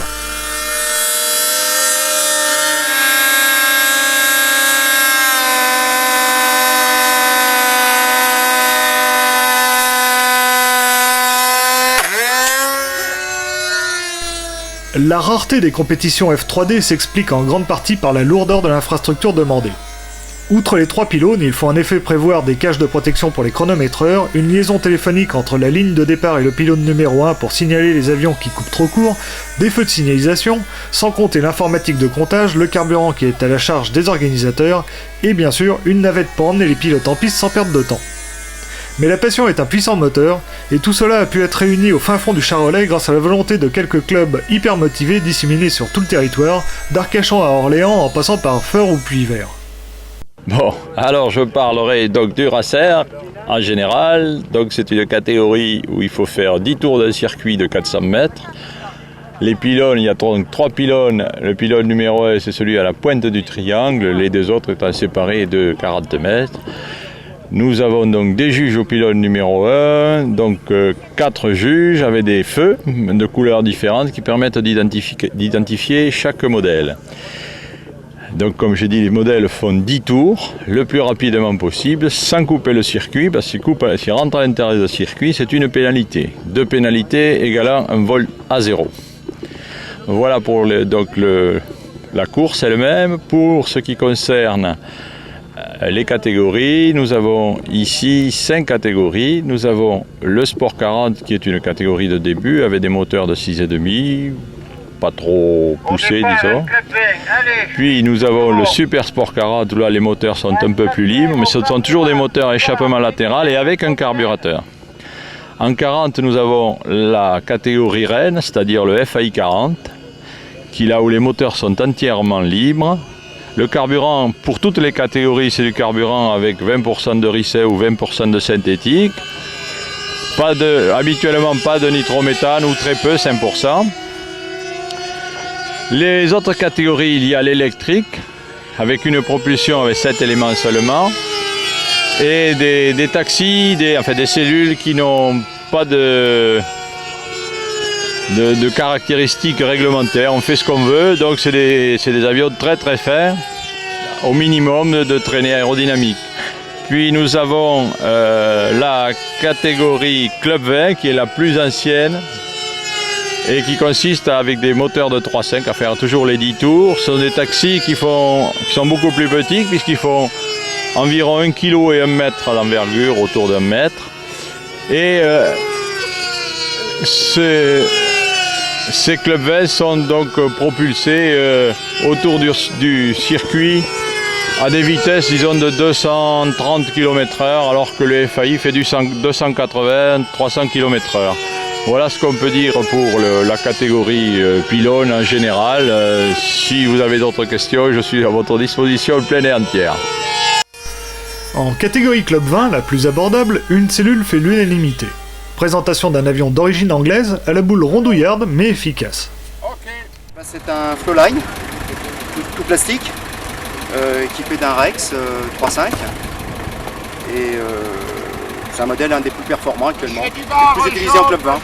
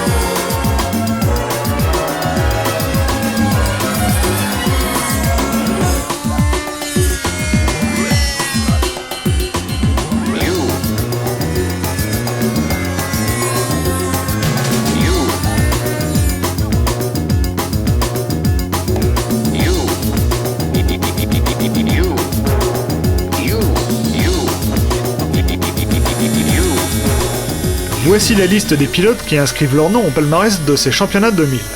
Philippe Soupron en Club 20, Guy Hureau en catégorie électrique, Vincent Musiot en Sport 40, Frédéric Grégoire en Super Sport 40, et enfin Jean-Yves Perret en FAI 40, la catégorie internationale qui donne lieu à un championnat du monde tous les 2 ans.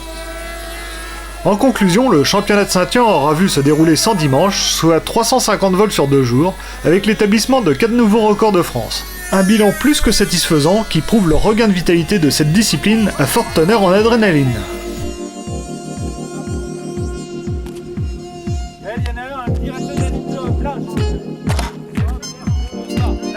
Lâche la profondeur. C'est bon. Bruno, toujours pareil.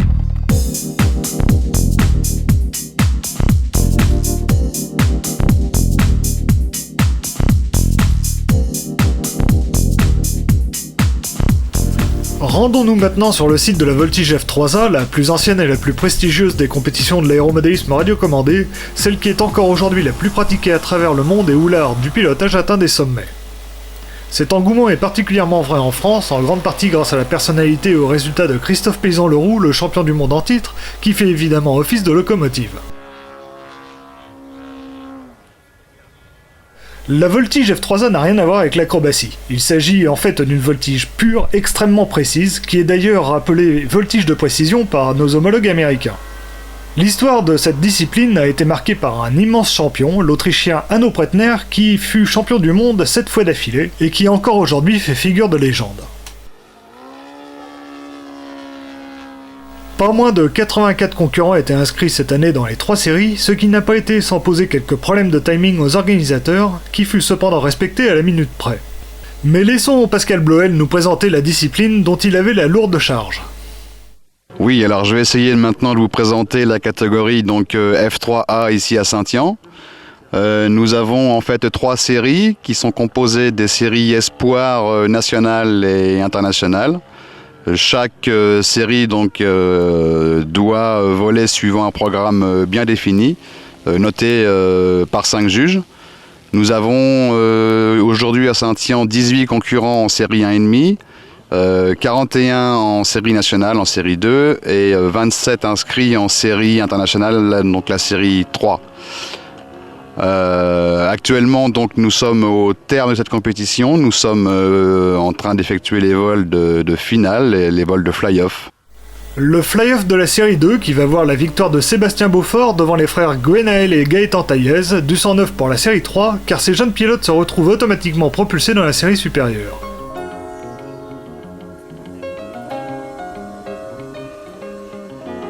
Un rajeunissement de la série internationale qui se poursuit d'ailleurs avec l'excellente performance de Florent Rochedieu, qui après une saison d'entraînement intensif et du haut de ses 20 ans se place 3ème juste derrière Arnaud Poyet, membre de l'équipe de France de longue date, et bien sûr CPLR qui pour sa part reste loin devant.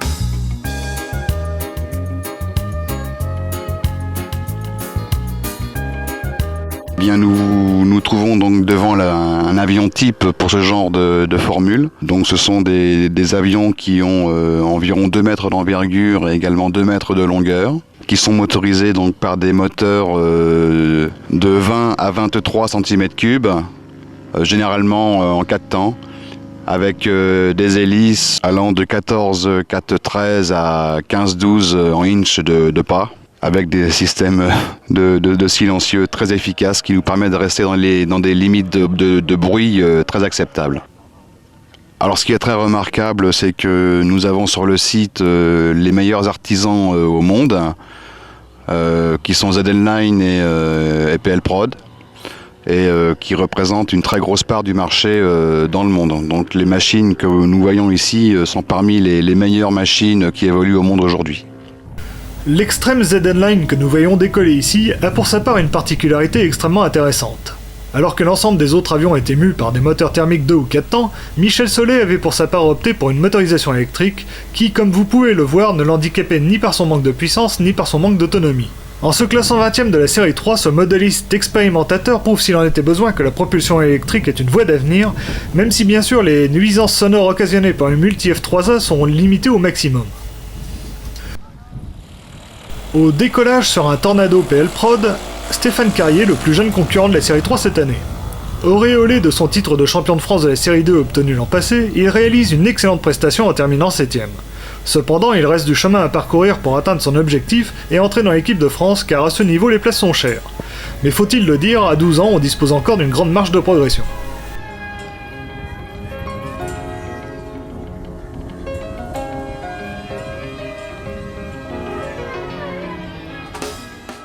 Oui, alors ce qui est important aujourd'hui de dire pour les catégories, donc pour les gens de la série 3, c'est que nous avons maintenant des fly-off, des vols de fin un peu particuliers, puisqu'il y a 2 vols qui sont totalement inconnus des pilotes, et 2 vols donc qu'on appelle F01 qui sont d'une difficulté supérieure au vol préliminaire.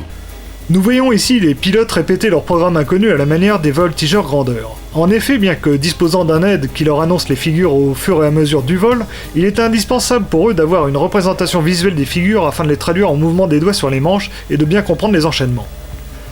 L'apparition de ces programmes inconnus apporte évidemment une difficulté supplémentaire non négligeable à la Voltige F3A, qui était arrivée à un tel niveau de perfection que les juges avaient bien du mal à départager les meilleurs pilotes sur les programmes connus.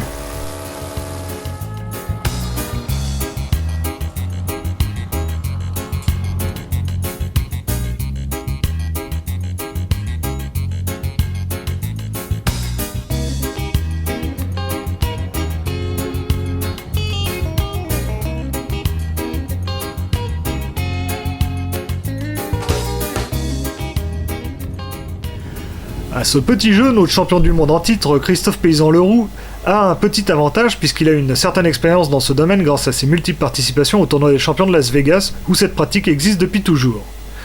C'est cependant avec une maîtrise incroyable, effectuant des inconnus d'une précision démoniaque admirée de tous, qu'il va remporter son 11e titre national, loin devant ses poursuivants, qui quant à eux se seront livrés une belle bagarre. Quelques jours plus tard, Christophe décrochait son 3e titre de champion d'Europe en Belgique, puis fin octobre la première place du célébrissime TOC de Las Vegas, et enfin la victoire à l'IAM de Tokyo début novembre. Une saison exceptionnelle pour un champion qui ne l'est pas moins, et à qui nous avons demandé quelques conseils à l'intention de ceux qui voudraient se lancer dans la compétition F3A, et vous allez le voir, il n'encourage pas la course à l'armement. Alors voilà devant deux machines de série 3, on peut dire deux machines de top niveau. Alors pour commencer en voltige, en fait, je pense pas que ce soit nécessaire d'avoir des machines qui soient forcément au top, en particulier en catégorie nationale où en fait le pilotage fait une différence très importante. Ce qu'il faut, c'est avoir une machine qu'on connaît bien, avec un grand nombre de vols et qu'on ait pris soin de régler quand même de façon convenable. La part de réglage est très importante pour avoir une bonne qualité de vol et surtout une très bonne connaissance de la machine. C'est important aussi, je pense, de se faire aider par des pilotes d'expérience qui vont pouvoir ajuster la machine au mieux et aux mains du pilote, parce que c'est pas parce qu'une machine est réglée pour un pilote de haut niveau qu'elle sera bien pour un pilote débutant. Il est important de régler la machine en fonction du niveau du pilote. Et avec ça, je pense qu'il y a moyen de progresser très rapidement.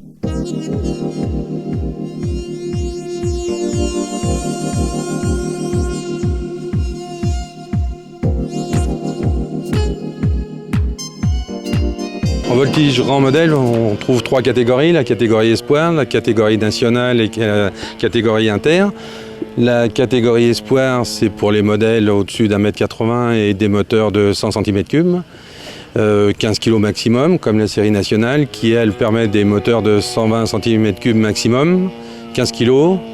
Et la catégorie inter, c'est plus de limitation de cylindrée, mais 3 mètres d'envergure maximum et 20 kg. Et les moteurs les plus utilisés, même si la cylindrée n'est pas limitée, actuellement c'est des moteurs de 150 cm3.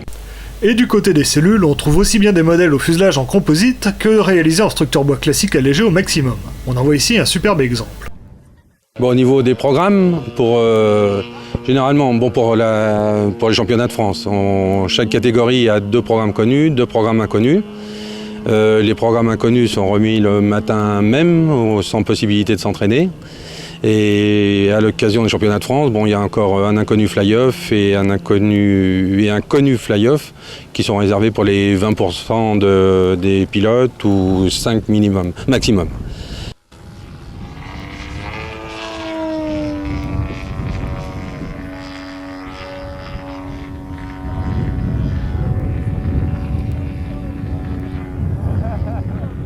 Les imposés ne présentant pas de différence essentielle par rapport à ceux de la voltige F3A, si ce n'est un plus grand nombre de déclenchés et des cercles en tonneau, nous ne nous attarderons pas dessus.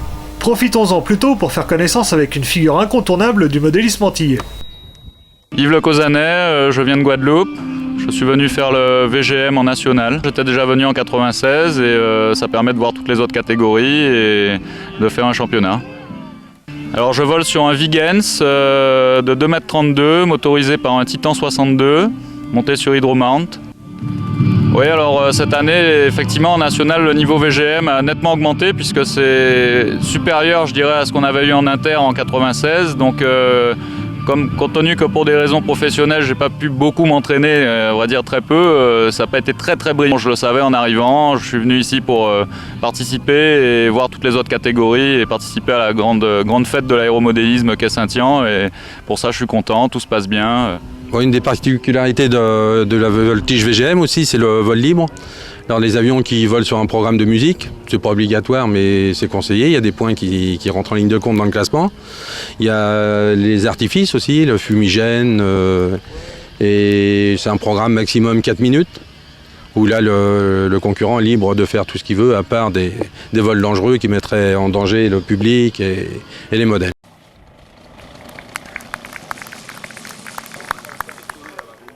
Il existe dans ce sport comme dans bien d'autres des lignées familiales hors du commun. Nous avons vu ici Monsieur Détry démarrer le moteur de l'extra de son petit-fils Nicolas qui va en toute simplicité remporter la catégorie inter, alors que son père Alain, que nous avons vu voler au préalable, termine à la 4e place. Nicolas qui va également prendre la 3e place du concours de libre intégral avec ce programme fort bien construit.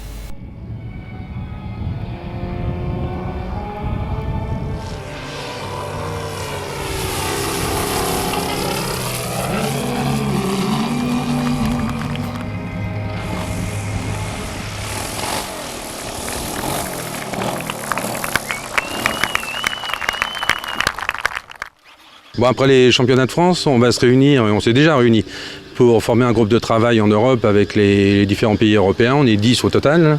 La France partage 4-5 pays, dont l'Angleterre, l'Espagne et les pays francophones. L'Allemagne va piloter les pays comme l'Autriche, l'Italie, l'Allemagne, et les pays de l'Est, Tchéquie. Et normalement, on doit mettre en place un programme commun inter et un programme commun national qui sera commun à tous les pays européens. Normalement, ça doit être déposé à la SIAM courant du mois d'octobre. Et ça devrait être accepté, et comme ça, tout le monde volerait sur les mêmes programmes. Voilà une bonne nouvelle qui devrait effectivement déboucher sur une catégorie internationale reconnue officiellement par la FAI qui cherche actuellement par tous les moyens à rendre les sports aériens, modélisme y compris, plus médiatiques. Et de ce point de vue-là, il est indéniable que la VGM a des arguments à faire valoir. Il suffit pour s'en convaincre de suivre quelques vols de libre intégral, comme celui du vainqueur de la catégorie, Arnaud Lennon, ici au manche d'un Extra 300 PL Prod de 3 mètres d'envergure motorisé par un 3W150 dans un programme particulièrement abouti, à la fois harmonieux et cohérent. Avec ces figures qui défient les lois de la gravité et dont sont bien incapables les avions de voltige grandeur, il ne fait aucun doute que la VGM est la discipline la plus spectaculaire du modélisme. Le public qui se pressait en masse derrière le parc des modèles ne nous contredira pas. On voit ici Arnaud effectuer un torque roll, figure basée sur un rapport poids-puissance supérieur à 1 et qui fut réalisé pour la première fois par l'Argentin Quique Somenzini au TOC de Las Vegas en 1990. Depuis, tous les pilotes de VGM ont appris à maîtriser leur avion en vol stationnaire comme un hélico, plus ou moins bas selon leur dextérité, mais cela prouve indéniablement que le niveau de pilotage ne cesse de progresser. Pour confirmer ce propos, rappelons qu'au début des années 80, seul Hanno Pretner était capable de réaliser des cercles en tonneau parfaits. Depuis, c'est devenu une figure courante dans les programmes imposés. Que de chemin parcouru en l'espace de 20 ans. En voltige freestyle, on peut dire sans risque de se tromper que la fortune sourit aux audacieux. On peut ajouter que l'audace est l'apanage de la jeunesse. À partir de là, comment s'étonner que les 2e, 3e et 4e places de ce concours de libre intégral soient prises par des jeunes pilotes encore cadets, dont Nicolas Gastaldi que l'on voit ici en action. Bonjour, je m'appelle Nicolas Gastaldi, j'ai 14 ans et je fais de la VGM depuis 4 ans, à peu près 4 ans, du modélisme depuis 6 ans. Et c'est mon premier championnat de France. Là, on a fait deux connus et un inconnu. Et là, pour le moment, je suis premier, mais il y a encore les fly-offs. Alors j'espère que ça va bien aller. Je vole sur un Extra 300S de 2,68 m avec un 3W100 Las Vegas. Et c'est une machine qui pèse 13,2 kg. Et ça vole très bien.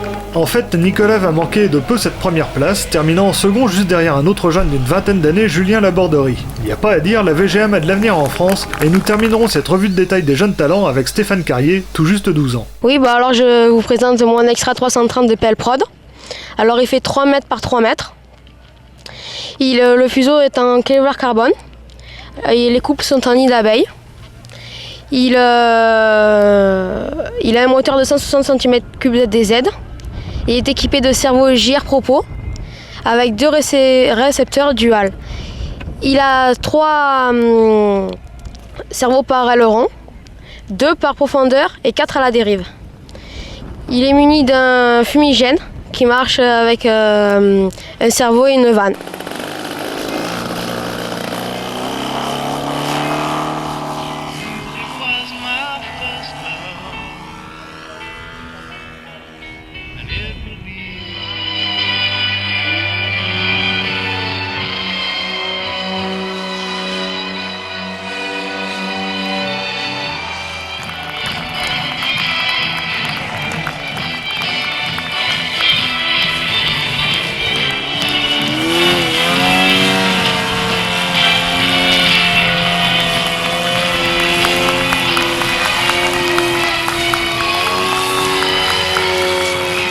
Il y a plusieurs catégories sur ce terrain, je trouve ça super, car on peut découvrir plusieurs catégories comme le vol circulaire, le racer, les planeurs, les hélicos. Et je trouve que ce serait bien de le refaire tous les 5 ans.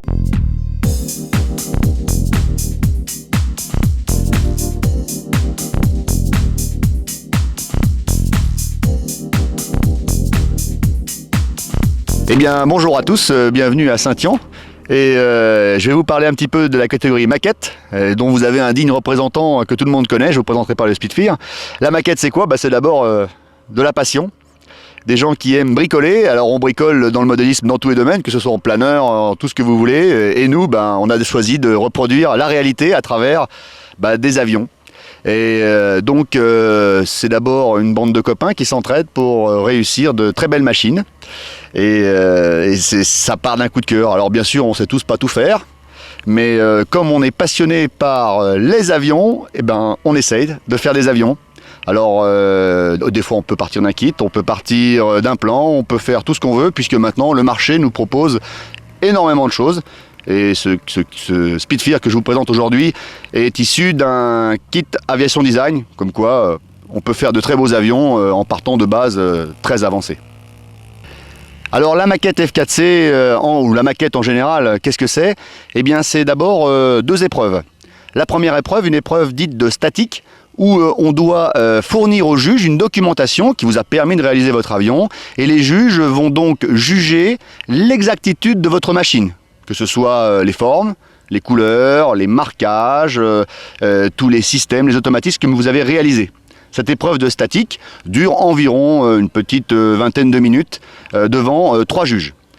Ensuite, il y a une deuxième épreuve qui, bien sûr, est la vocation du modélisme, c'est de faire voler votre maquette. Cette épreuve de vol comporte 10 figures que vous devez réaliser. Sur ces 10 figures, 6 sont optionnelles. Et donc, ensuite, cette épreuve de vol comporte 3 tours de vol. 2 tours de vol pour les nationaux.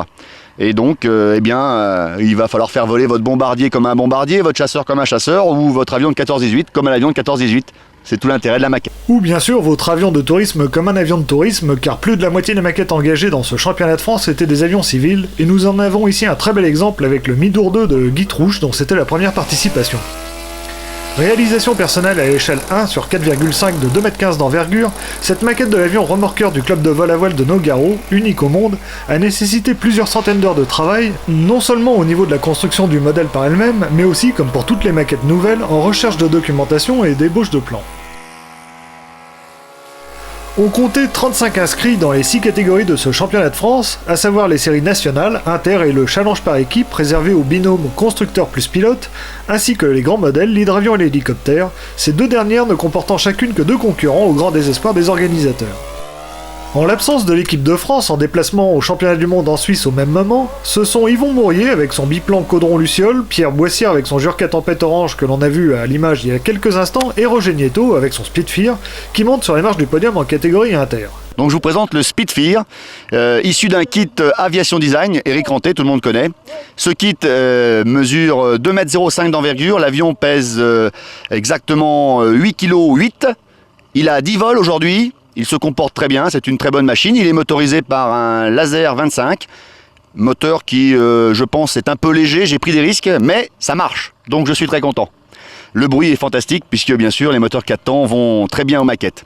Les caractéristiques sont, je veux dire, d'un avion qui vole très bien, qui est bien motorisé, qui est réaliste, qui se pilote comme un camion, parce qu'il est très stable, très agréable à piloter. Dans un genre totalement différent, le Rafale C01 de Patrick Langtin, 4ème de la série Inter, est quant à lui issu d'un kit produit par Christen Diffusion, la firme de Didier Pasquet, autre artisan français spécialisé dans le domaine du jet. A ce propos, il faut bien dire que s'il est possible de participer avec un certain succès à un championnat de France en utilisant un modèle du commerce, il est bien évident qu'à l'échelon supérieur, au niveau d'un championnat d'Europe ou du monde, il serait tout à fait illusoire de croire pouvoir bien figurer avec autre chose qu'un modèle de réalisation entièrement personnel. Ceci dit, pour prendre goût à la compétition maquette, c'est une excellente solution que la FFAM encourage d'ailleurs vivement afin de relancer cette discipline sur le déclin depuis quelques années en France, sans que l'on parvienne vraiment à en comprendre les raisons. Les jets sont décidément à la mode et on voit ici le F-15 au 1/9 d'Henri Guillemot, issu quant à lui d'un kit du belge Philippe Avans qui fut champion du monde avec le prototype de ce modèle.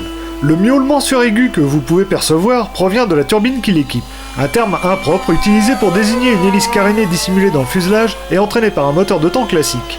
En fait, on dispose aujourd'hui de vrais réacteurs miniatures dont les performances et la fiabilité sont autrement convaincantes, ainsi que le réalisme qui s'étend du sifflement caractéristique des turbines à gaz à l'odeur du kérosène flottant dans l'air.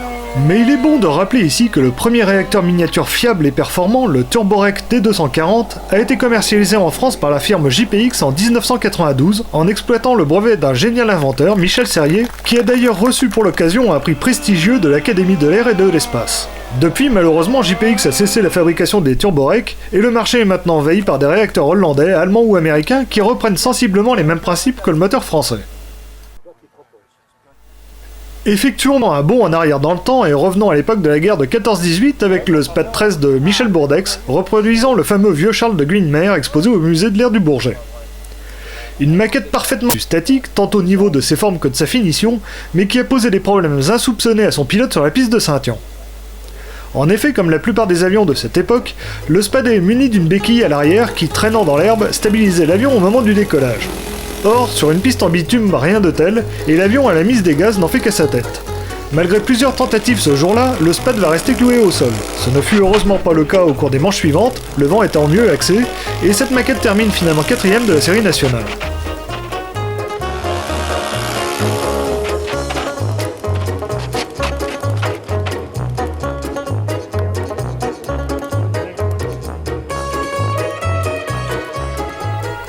Enfin, pour terminer, retournons encore quelques années plus tôt dans l'histoire avec cette merveilleuse maquette du voisin Farman numéro 1 bis, le premier avion à avoir bouclé 1 km en circuit fermé avec Henri Farman aux commandes, c'était le 13 janvier 1908 au-dessus du terrain d'Issy-les-Moulineaux. Compétiteur atypique s'il en est, pour qui la victoire importe peu, Alain Vassel, son constructeur, pourrait plutôt être défini comme étant un archéologue de l'aéronautique. En effet, à travers ses maquettes, ce n'est pas tant à ses condisciples qui lancent des défis, mais bien à lui-même, aussi bien au niveau de la recherche bibliographique que des techniques de construction. Imaginez que pour réaliser ce modèle, il a dû apprendre à entoiler un avion comme au début du siècle, alors qu'il aurait été bien plus facile de rendre toutes les coutures factices, et que sur le faux moteur que vous pouvez admirer ici, les bougies se dévissent et portent sur leur culot la marque de leur constructeur, une gravure de 0,2 de millimètre de haut réalisée sous microscope.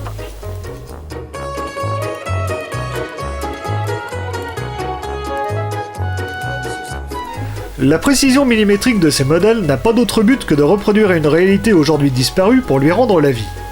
À ce jour, sa plus belle réussite a été dans ce domaine de parvenir à faire décoller la maquette de l'Éole de Clément Ader, prouvant par là même que le pionnier français a sans doute pu réellement voler avant les frères Wright. Avec le Farman, le défi était d'une autre nature, car il ne suffisait pas de faire se soulever les roues, encore fallait-il réussir un vol contrôlé en circuit fermé, suivi d'un atterrissage en bonne et due forme. Ce qui fut fait après bien des tentatives infructueuses à l'ultime manche de ce championnat, mais malheureusement à l'absence de notre caméra.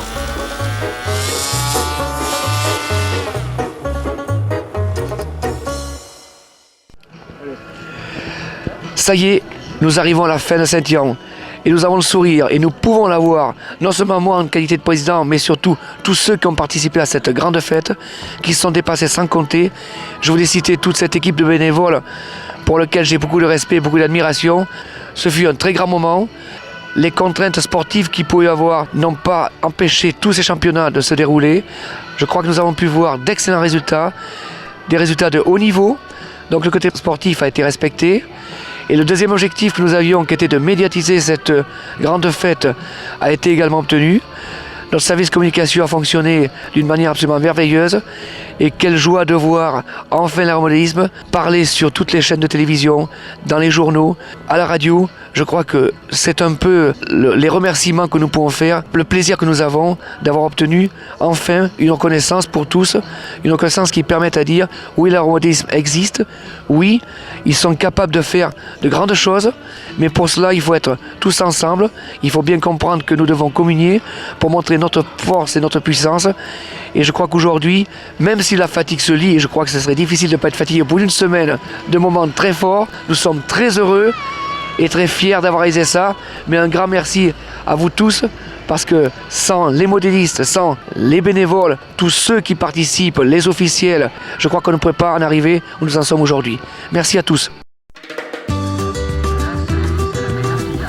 Ce grand rendez-vous où le meilleur esprit sportif a régné en maître durant une semaine ne pouvait pas se terminer autrement que par une grande fête aérienne, un meeting où tout le public des environs était convié à découvrir l'aéromodélisme sous sa forme la plus conviviale et la plus spectaculaire.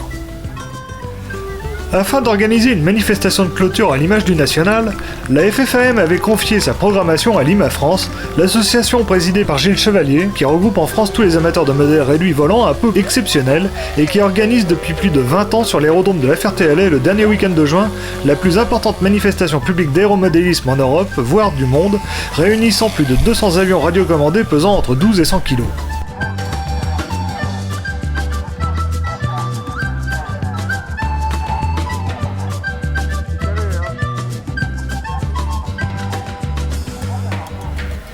C'est pourquoi, si lors du meeting de Saint-Yan on a pu voir un vol de démonstration de chacune des disciplines représentées lors des compétitions, comme la VGM ici avec Arnaud Lénen et Yann de Bignard, le tout commenté par le secrétaire général de la FFAM Jean Rousseau et son directeur général Thierry Bordier, nous allons plutôt nous intéresser aux machines les plus exceptionnelles du spectacle, à commencer par ce gros bébé Jodel, maquette à l'échelle 1,5 du célèbre avion de construction amateur français.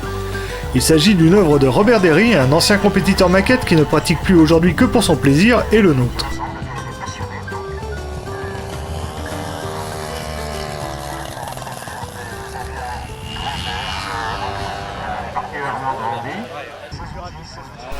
Bien entendu, dans une telle manifestation, les Warbird, qu'ils soient réels ou modèles réduits, sont toujours parmi les avions les plus appréciés. Et on voit ici passer le B-25 de Thierry Dauchez, accompagné du P-47 Thunderbolt de Christian Bocage. Magnifiquement piloté par Didier Cervera, voici le Piper L4, version militaire du célébrissime Piper J3, à l'échelle 1,2,5 de Pierre Louis, qui ne mesure pas moins de 4,57 m d'envergure. Des évolutions tout en douceur à l'image de ce qu'est capable de faire le vrai, ce qui donne un réalisme plus que parfait.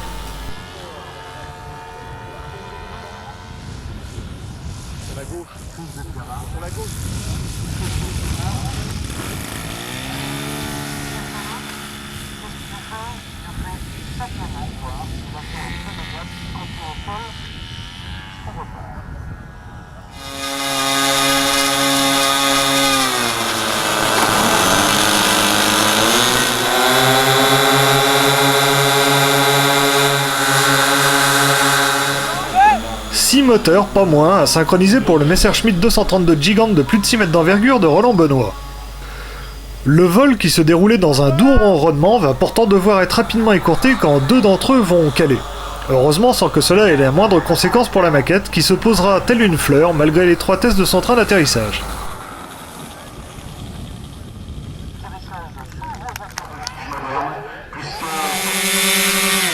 Noël Parot, qui possède un modèle similaire, avait pour sa part préféré apporter à Saint-Yan un Boeing 727 propulsé par 3 moteurs équipés d'hélices, mais qui bien évidemment deviennent quasiment invisibles une fois le jet en vol. Un avion paraît-il beaucoup plus facile à piloter qu'on pourrait le penser de prime abord, et qui prouve sans aucun doute que l'on peut vraiment se permettre de reproduire tout ce qui vole en maquette.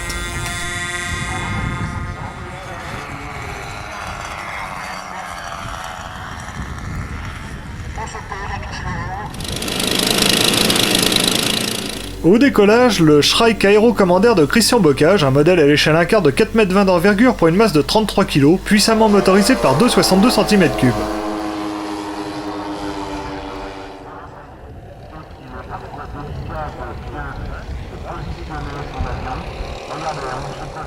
La spécialité de Christian avec cet avion, ce sont les grandes glissades sur le ventre, train d'atterrissage rentré, ce qui nous permet au passage de constater une nouvelle fois que bien souvent ce ne sont pas les pilotes les plus stressés mais leurs épouses.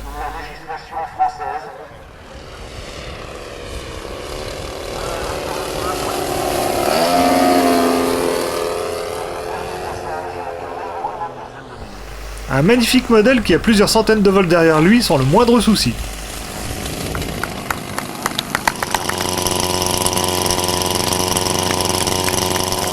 Le Napier Aston Racer de Lionel Zimmerman est pour le moins original. Malgré son allure d'avion de bande dessinée, il a vraiment existé, à un seul exemplaire il est vrai. Racer anglais de la fin des années 30 destiné à reprendre le record du monde de vitesse qui venait d'être battu par les Allemands, il n'y parvint jamais, ce qui ne l'empêchait pas de présenter des solutions très en avance pour son époque, voire même futuristes, comme la sortie de l'air chaud du radiateur à la base de la dérive. Vous remarquerez les écarts de vitesse dont est capable ce modèle, signe d'une conception bien menée. Le modèle au tir mesure 3,20 m d'envergure et est motorisé par un 120 cm3 bicylindre en ligne. Avec une masse de 28 kg, il fait partie de ce que l'on appelle les catégories 3, c'est-à-dire les modèles réduits de plus de 25 kg qui sont soumis à une épreuve de certification de l'aviation civile avant d'être autorisés à voler en public.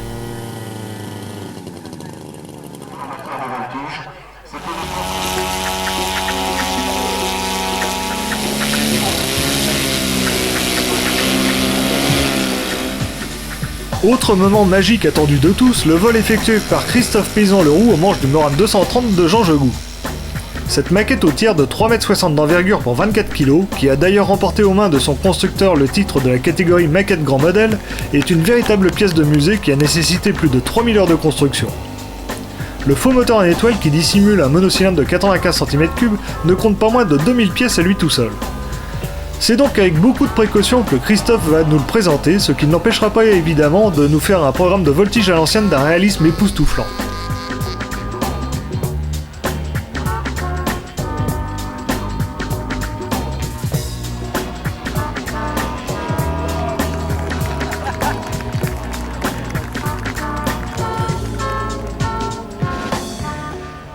Avouez que l'on jurait le vrai, inertie comprise.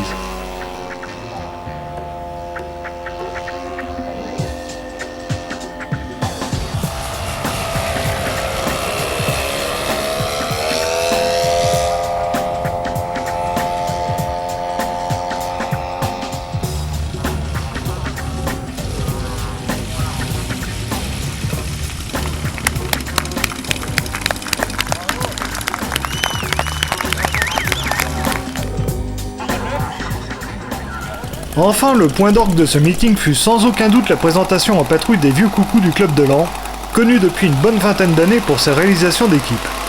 La pièce maîtresse de cette escadrille de l'époque 14-18 est un bombardier allemand à l'échelle 1/6, biplan et quadrimoteur, le Zeppelin Staken, géant désert pour l'époque qui ne fut construit qu'à une vingtaine d'exemplaires.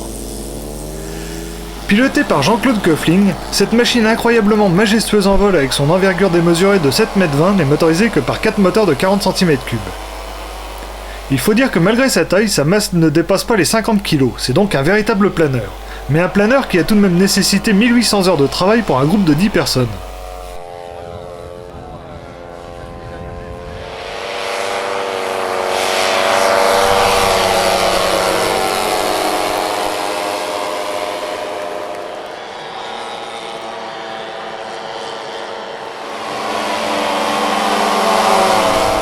Voilà, c'est sur les images de ce modèle exceptionnel que nous allons finalement nous quitter.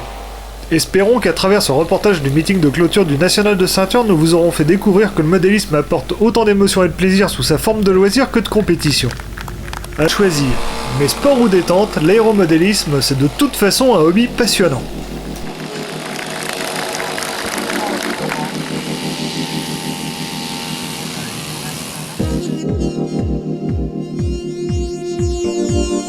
Bon, en conclusion, mon équipe, parce que je dis bien que si Saint-Yan est réussi, c'est pas moi. Moi, j'ai fait ce que je pouvais, j'ai fait les marches administratives, j'ai essayé de trouver les budgets et les aides, mais si Saint-Yan fonctionne, c'est surtout l'équipe de 12 gars qui étaient là, qui ont marné du matin 7h au soir 11h sans jamais rechigner, et qui sont toujours disponibles pour faire un autre Saint-Yan. Si Saint-Yan a marché, c'est parce que j'ai tous les services techniques de la base qui sont devenus de véritables amis. Que ce soit les pompiers, que ce soit les mécaniciens, que ce soit la STNA, que ce soit le service des tours, que ce soit M. Deveau, moyens généraux, qui se décarcasse pour nous rendre le plus grand service sur le terrain. Je dois dire que tous les services de base sont à notre disposition et réclament tous de revenir à Saint-Yan. Les commerçants de Saint-Yan nous ont demandé de revenir à Saint-Yan. Les commerçants de Paray-le-Monial, mais quand est-ce que vous revenez? Parce que, évidemment, en chiffres, j'estime à 1500 personnes pendant 8 jours dans les différentes régions. Le syndicat d'initiative m'a dit qu'à 35 km à la ronde, on ne trouvait plus un gîte rural, plus rien. Donc Saint-Yan, il faut revenir. Et je propose un championnat du monde en 2003 et pourquoi pas un Saint-Yan 2004.